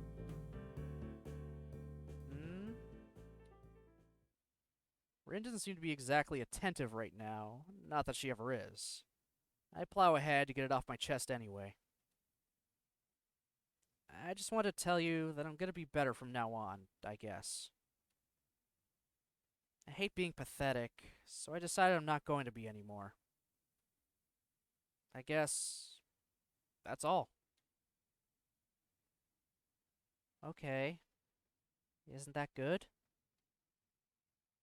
The blurry words flow out of her lips slowly and uncontrollably.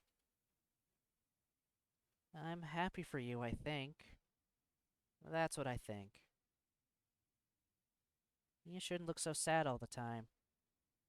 I mean, looking sad is fine if you are not sad, but you look sad like you actually sad. That's no good. Are you going on some training camp where they make men out of boys? Or mountaintop meditation? No, I don't think so. Oh. I guess that's fine too. The sentences come out of her mouth, and probably her brain, one at a time with a small pause between each, making her gibberish hard to understand. I just think it seemed like a good idea. Maybe it's not. Rin finishes with one more line, getting to say the last word over herself. An impressive display of what I can only describe as mental shadowboxing. While I'm embarrassing myself, might as well tell you I'm sorry that I said some stupid things to you last week. It's your own business to decide what you're gonna do.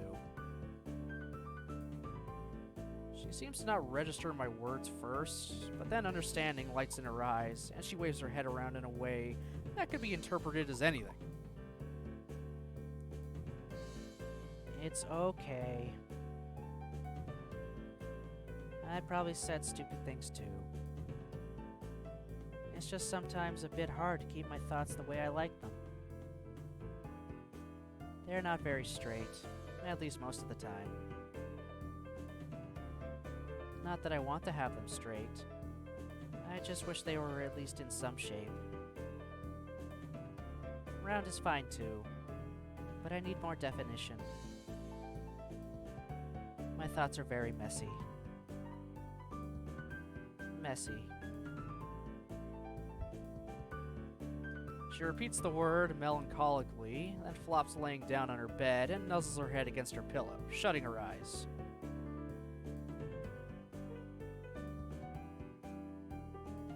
What's with the gasping face? Oh, yeah, we went to see, we went to see Rin, and she answered the door in her open shirt and panties. She's also been, like, eating, codeine pills, like it's going out of style, to deal with her cold. So she's high. She's just been chewing on codeine for God knows how long. Because leave it to Emmy to give her medication, but not tell her how many to take.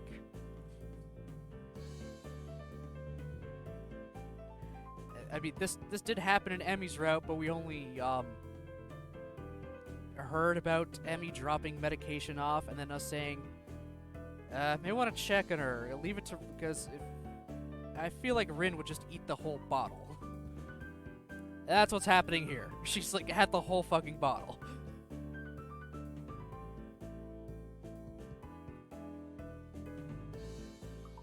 Enough.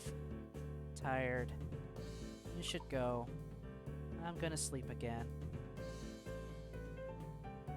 She opens one of her eyes to look at me. Was it you who likes to look at sleeping girls? Or someone else? Maybe there are many of those. I can't remember. You can stay if you want. No, I'll leave. I have to do homework anyway. I stand up from the chair and take a step towards the door. Wait. The request stops me in my tracks, not that I intended to scoot off right away. I look over my shoulder at the girl laying on her bed, again with the strangest kind of smile on her features. She should smile more often. I can walk you to the door. It's the least a gentleman can do. Ren giggles like a little kid, making me beyond absolutely certain that she took far too much of her cold medicine today. Or medication. Whatever.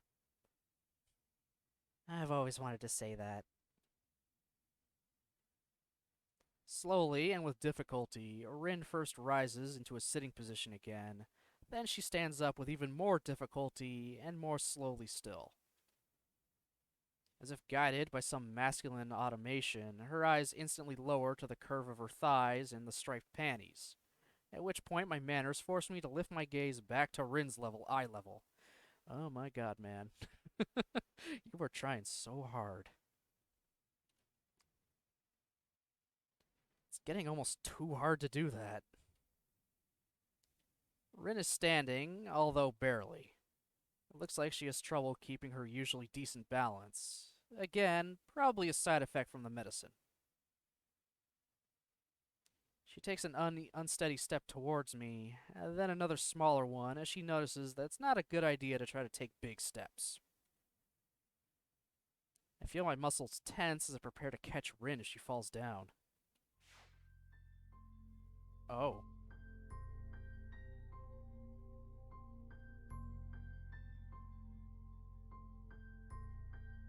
She managed to take 2 more steps before she falls against me. To my surprise, neither her downwards momentum nor her slight height difference are able to stop Rin from pressing her heart-shaped lips squarely against mine. As our lips part after a confusing moment of nothing but the taste of Rin, I look down at her, trying to find some explanation for this bewildering event. The euphoric smile of a madman broadens on Rin's lips again, and I wonder if I'll remember this tomorrow. I'm absolutely stumped on how to respond. Rin takes a step backward, separating her body from mine, and making me only now realize that they are even connected in the first place. The second step is actually a fall backwards, luckily straight onto her bed.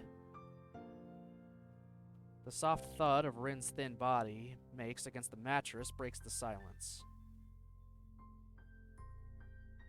I move quickly over to her to see if she hurt herself, only to be met with the peaceful face of dreaming. Rin sleeps. She's lying diagonally across the bed, somehow managed to have simultaneously fallen asleep while standing up, and fallen down in a way that she didn't injure herself.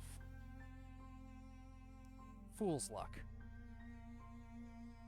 I tuck Rin in, covering her with the sheets as well as I can. She feels very light, even though I'm not that strong.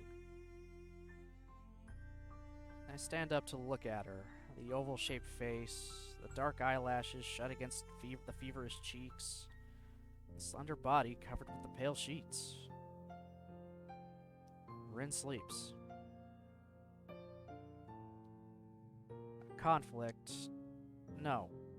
Conflicts, plural, churn inside me. I think about calling a nurse to keep an eye on her, but decide against it. After taking one more glance at her peaceful face, I decide she'll be fine. I do pocket the remaining pills, though. I exit the room and close the door soundlessly behind me. I exhale deeply, only now realizing I'd held my breath for the better part of a minute. Taking a moment to relax, I try to calm my heart, racing like a jackrabbit. Holy shit, how long is Act 2?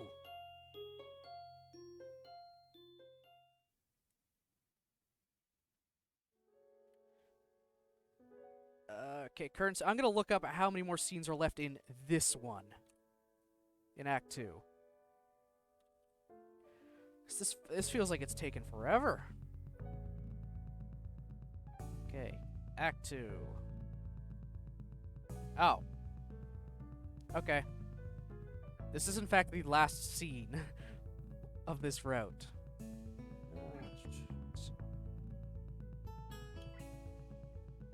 I got a text from my sister.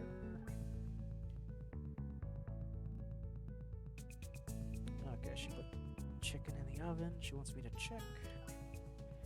Just this act. This is gonna be the last scene for this act, so I'll just finish it off. So the next time I play, I can get right into the next one. I am happy that they do in fact label the scenes here, so you know where you are. And even tell you what track is playing. Like, that's handy.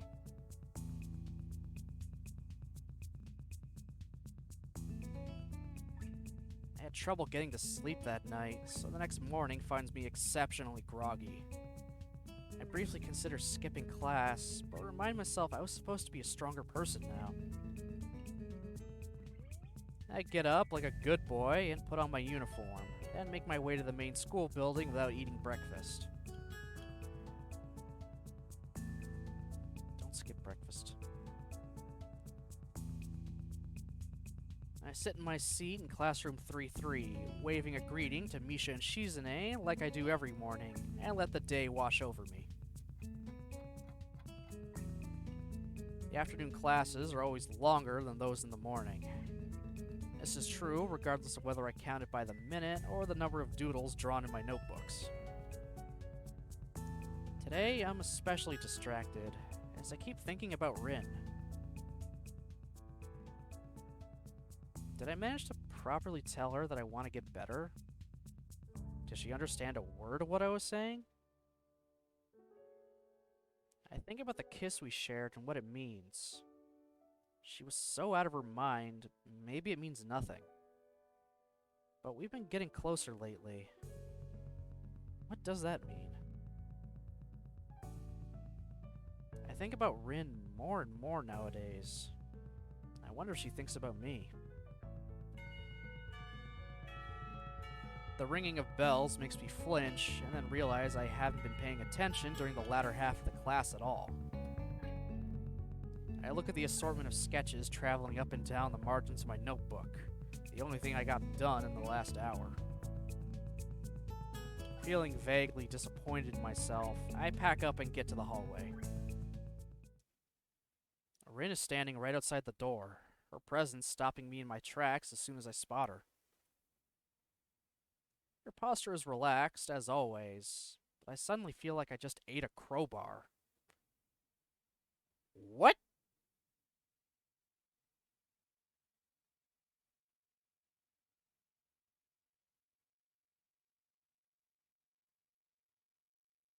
What the what does that even mean? I suddenly feel like I just ate a crowbar. I feel like my teeth are broken, like I have an upset stomach. Like I feel like I'm gonna die because I ate a massive hunk of metal.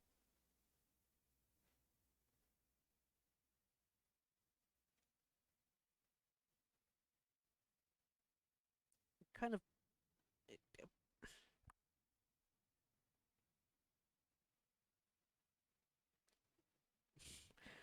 Alright, whatever, Sal. Whatever you say, buddy. I'm starting not to understand you anymore. Having a hard time meeting her gaze. She doesn't seem to have any trouble looking at me, but those dark eyes are making me feel flustered for no reason. It's hard to look straight at her, so I turn my face away a little. I don't know what one should say in this kind of situation. Then again, I rarely know what to say to Rin in any given situation. Hi. Hello. I try to get rid of the awkwardness in my voice and invoke a more natural way of speaking. I suddenly worry about where to put my hands. It feels like they're in the way somehow. How are you feeling? You were pretty out of it yesterday. I'm okay. What do you mean by yesterday? You don't remember? She tilts her head to the side like a bird, looking somewhat confused. Remember what? I have a pretty bad memory. About yesterday. What about yesterday? I came to see you and... I don't remember that kind of thing happening. She really doesn't remember? I don't know if this is a good thing or a bad thing, but I feel disheartened all the same. I remember that I promised to show you one place, though. Did that happen for real? Maybe I just think that I remember that, and I really don't. No, that was real too. Okay. Do you want to go? Now?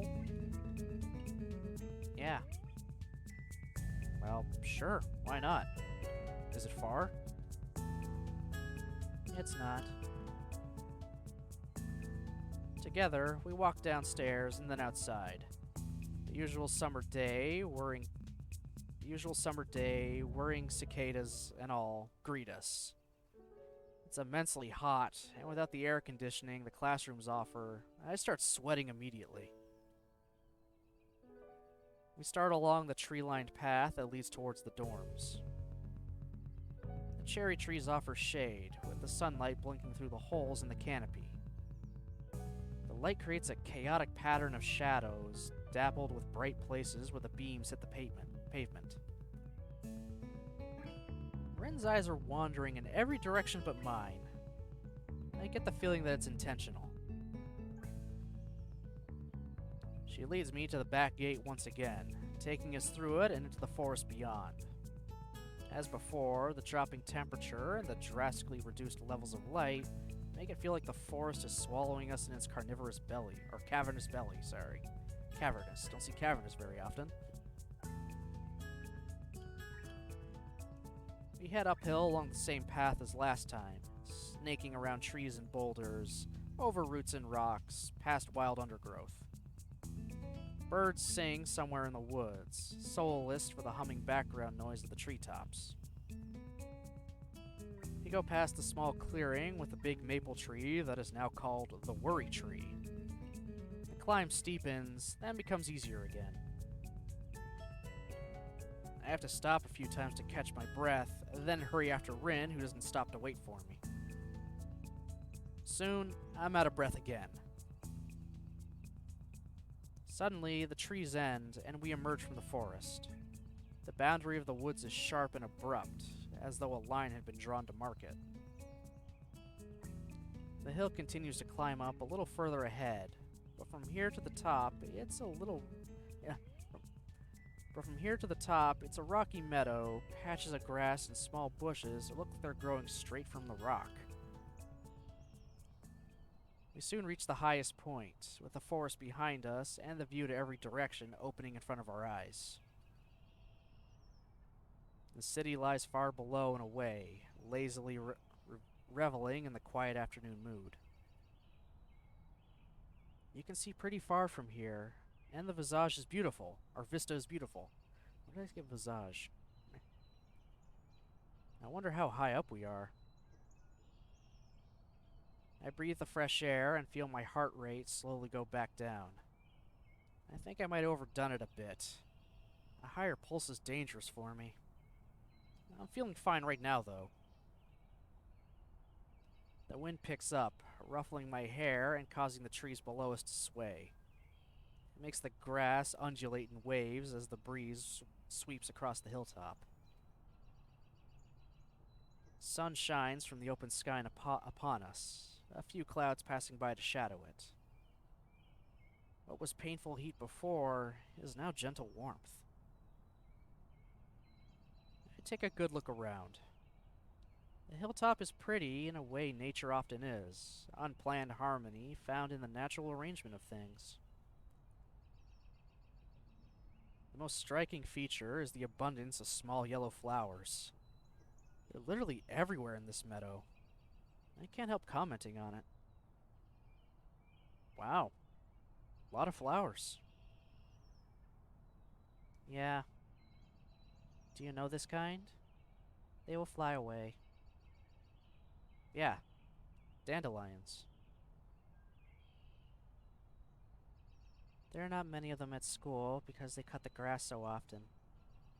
Nobody cuts grass up here. The fragile-looking flowers will soon turn white and fluffy like cotton, and the wind will carry their seeds away. I crouch down to look at one tiny yellow flower, silently basking in the sunlight. There's not a hint of white yet, so it's still waiting for its time to be fulfilled. I brush my fingers against the delicate yellow petals, feeling the soft texture in my fingertips. It feels nostalgic somehow. I hear Rin approaching from behind and stand back up to face her. She has a weird look on her face. Something on your mind? I don't know. It's just...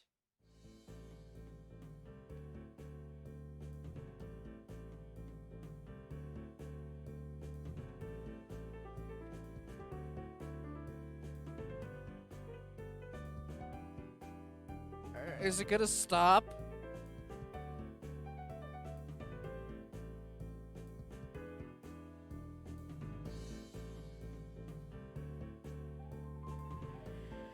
Oh boy. Okay. Let's do this. You just look so sad all the time and become upset so easily, and it makes me confused, and I don't remember much about yesterday, except you came to my room, and that's why it might be because of me. So if it's because of me, I think that's why. It's because people don't really like talking to me, and you might be the same, and that would be sad. I know that people, and I'm talking about others, and Emmy too, always say that I'm strange and that I talk strange things, so I thought I'd try not to say strange things, but that just makes me think more, and new and strange and colorful. That was not a good word, but maybe you understand anyway, and odd things. So if I want to say something, I don't really know how, and then words are not the same as the thoughts because something goes wrong on the way out, but it's not like the thoughts are really the thing I should be saying. It's more like the idea of thought, or the feeling of the idea, or the idea of the feeling. And it's not really any of those either because there's no word for it unless I invent a new one, which is not really useful. So I've been thinking of doing things as better than saying so maybe because yesterday I took those pills and I was feeling a little strange, I might have done something that I shouldn't have. Besides, I don't even know if it would be any better if I could just say the thought. There's no telepathy. That's real telepathy isn't there. I think that it's terrible and should be useful at the same time, but right now I wouldn't mind because misunderstanding is so easy, but misunderstanding is not, and I thought... And the Emmy goes to... not me.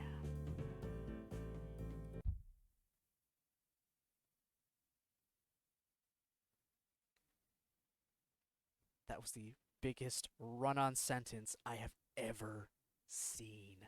There was like, what, maybe 3 commas in that entire thing? Holy shit, Rin!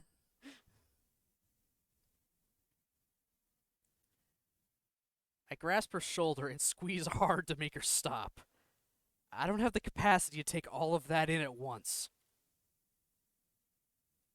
Rin shuts up instantly. Take a breath. I'm not upset. Why would I be? I'm just a little confused, but it's alright. I wonder if I was making a face she doesn't like again. I guess I've been thinking about yesterday all the time. Maybe I looked weird. I wish I had a mirror with me at all times. No need to get it all said at once. I'll listen, even if you talk slower. It just came out. Sorry, I'm okay now. I just wanted to say something. I didn't mean that much. It's weird, isn't it? She looks at me with a surprisingly timid expression, one that I haven't seen before. I can't help but laugh a little. Yeah, it's weird. You're a pretty weird person, but there's nothing wrong with that. Thanks for being worried about me, but I'm gonna get better. I told you that yesterday, but I guess you don't remember that either. I don't. I wonder what else I forgot. Hopefully nothing important like my own name. That'd be terrible. Well, you kissed me. I did? Yeah, you did. On the lips. I try to sound as matter-of-fact as I can, but I worry that I might be blushing again. Did you kick me? No! Why would I do that? Then it's all good, right? It's okay, right? I didn't forget my name. Yeah, it's okay. I wish I was more suave so I could come up with a better follow-up to that, but nothing comes to mind. It's a good thing that Rin has more to say. Makes me feel relieved somehow. I think I should say sorry. I'm really bad with people. Some things are hard to understand, like jellyfish. Do you understand jellyfish? I guess not. People are like jellyfish to me. I don't understand. Now it's her turn to make a face I don't really like seeing. I've never really had friends. Oh, what about Emmy? What about me? Yeah, I feel like we're a friend at this point. This may seem a bit selfish, me bringing myself up in the conversation, but fuck it. Nah, I'm your friend for one. I mean, think about it. We already talk a lot to each other, and we've even gotten upset at each other and forgiven the other for it. That's what they call friendship. It's really nice of you to say that. I've always been able to tell everything to pencils and paints and paper. They are my best friends. It's harder with people. I have to use words, and that is hard for me. Yeah, I know. You told me. About how you forget. Rin nods at me wordlessly, and I dare to attempt showing her a little encouraging smile. I hope I do it properly. She doesn't reply in any way. I feel really glad. Distance Rin puts between herself and everything else has made me feel really uneasy ever since I met her. If we become real friends, I'm sure I could understand her more. Hey, Nichols. How's it going? sure that this way we can close the gap of understanding between us. My thoughts don't transmit to Rin. She seems lost deep in thought, wandering amidst the sea of yellow flowers covering the grassy hilltop. It's just as well. Time passes, the breeze making the taller grass sway gently in time with the wind. Rin hums a little song to herself so quietly that I can't tell what it is, if it's even anything at all. A stronger gust sweeps over the hilltop, and the sounds of the trees in the wind buries the song away. I check my watch, more out of habit than anything else. It's 4:30 right now, on this Saturday afternoon. Rin looks into the distant horizon with that odd, blank stare of hers, as if she were looking at nothing at all. Her pupils are dark and quiet, like a pair of deep, still ponds. I think I'm gonna quit the art club. I realized it when we had that argument last week. It was a good thing I tried it, but it's just not my thing, you know? I had more fun getting to know you than actually doing the art stuff in there. But I want to stay as your friend.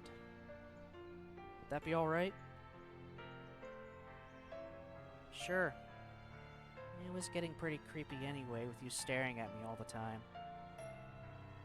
Her comment makes me fluster immediately, but I manage a reply. Sorry about that. It's okay. I'm used to it. You're not the first person who likes to see me paint. Are you gonna do some other thing? I don't know. Probably not. You are gonna become better, right? Sure. Me too, you know? I'm gonna talk to that friend of the teacher and ask her to put my stuff in her place and work hard to get all that done. I decided that just now, you know. But I think I knew it all along. I've had this feeling for a long time now that I'm gonna change. Even if I hate it and don't want it, even if I wanted to, I would change. Like I'm not enough the way I am. I think this could be a good way to do it because it's like a straight line. Like I've learned all the things in my life so far just for this. It's just art, and it's the only thing I really know. I know what I'm gonna do, so it's good. I'm not afraid at all. I feel like I always do. Is that weird? No. Not at all.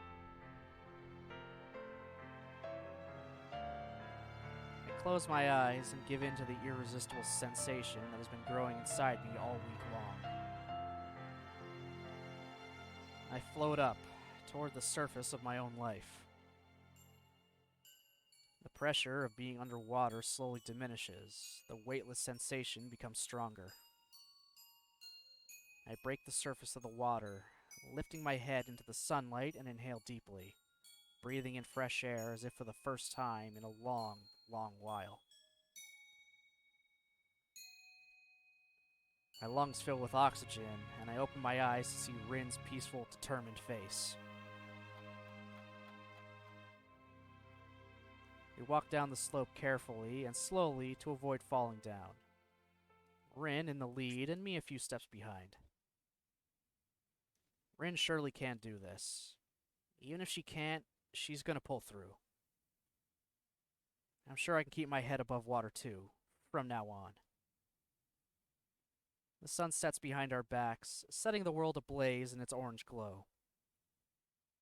I keep watching the back of the red-headed girl descending the path a few steps ahead of me.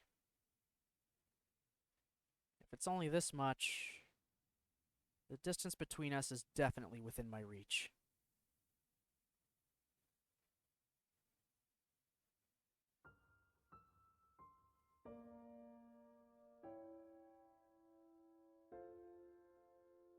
Act 3.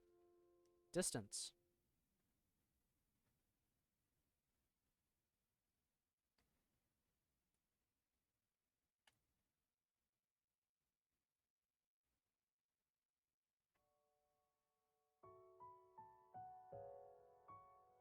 Alright, I'm gonna call that there for today, because finally, Act 2 of Rinse Route is done. Oh my god, that felt like it just kept going. Holy crap.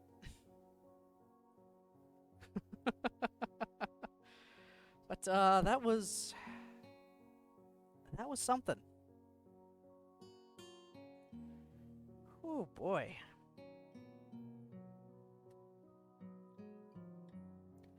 So, well, thanks to, thanks to Rin in her own special way.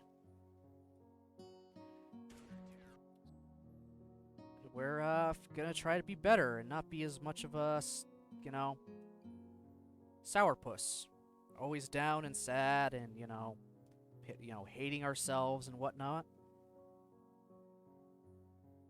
So that's good, and Rin's finally decided she's gonna actually have her paintings shown off in a gallery. So we're both kind of becoming better. We're helping each other out in little ways like that. There's some pretty good heartfelt moments here. I am actually starting to like Rin's route. She still confuses me to hell most of the time, but I'm so slowly seeing it. Okay, so tomorrow, 12 o'clock, should be some Doki Doki Literature Club Blue Skies. We should be back to that. I believe we are actually we're starting Act 3 of Yuri's route. Alright, cool. So we're on Act 3 of two different games. That's pretty awesome. It's not really any, yeah. Yeah, not gonna bother. Not gonna bother with a raid. Don't need to do one all the time. It's okay. So, just want to thank everybody for showing up, watching, commenting, lurking, all that great stuff. I very much appreciate it. Again, tomorrow, 12 o'clock, Doki Doki, Blue Skies, continuing on with that. So, I hope everyone has a good rest of their day. I'll see you next time.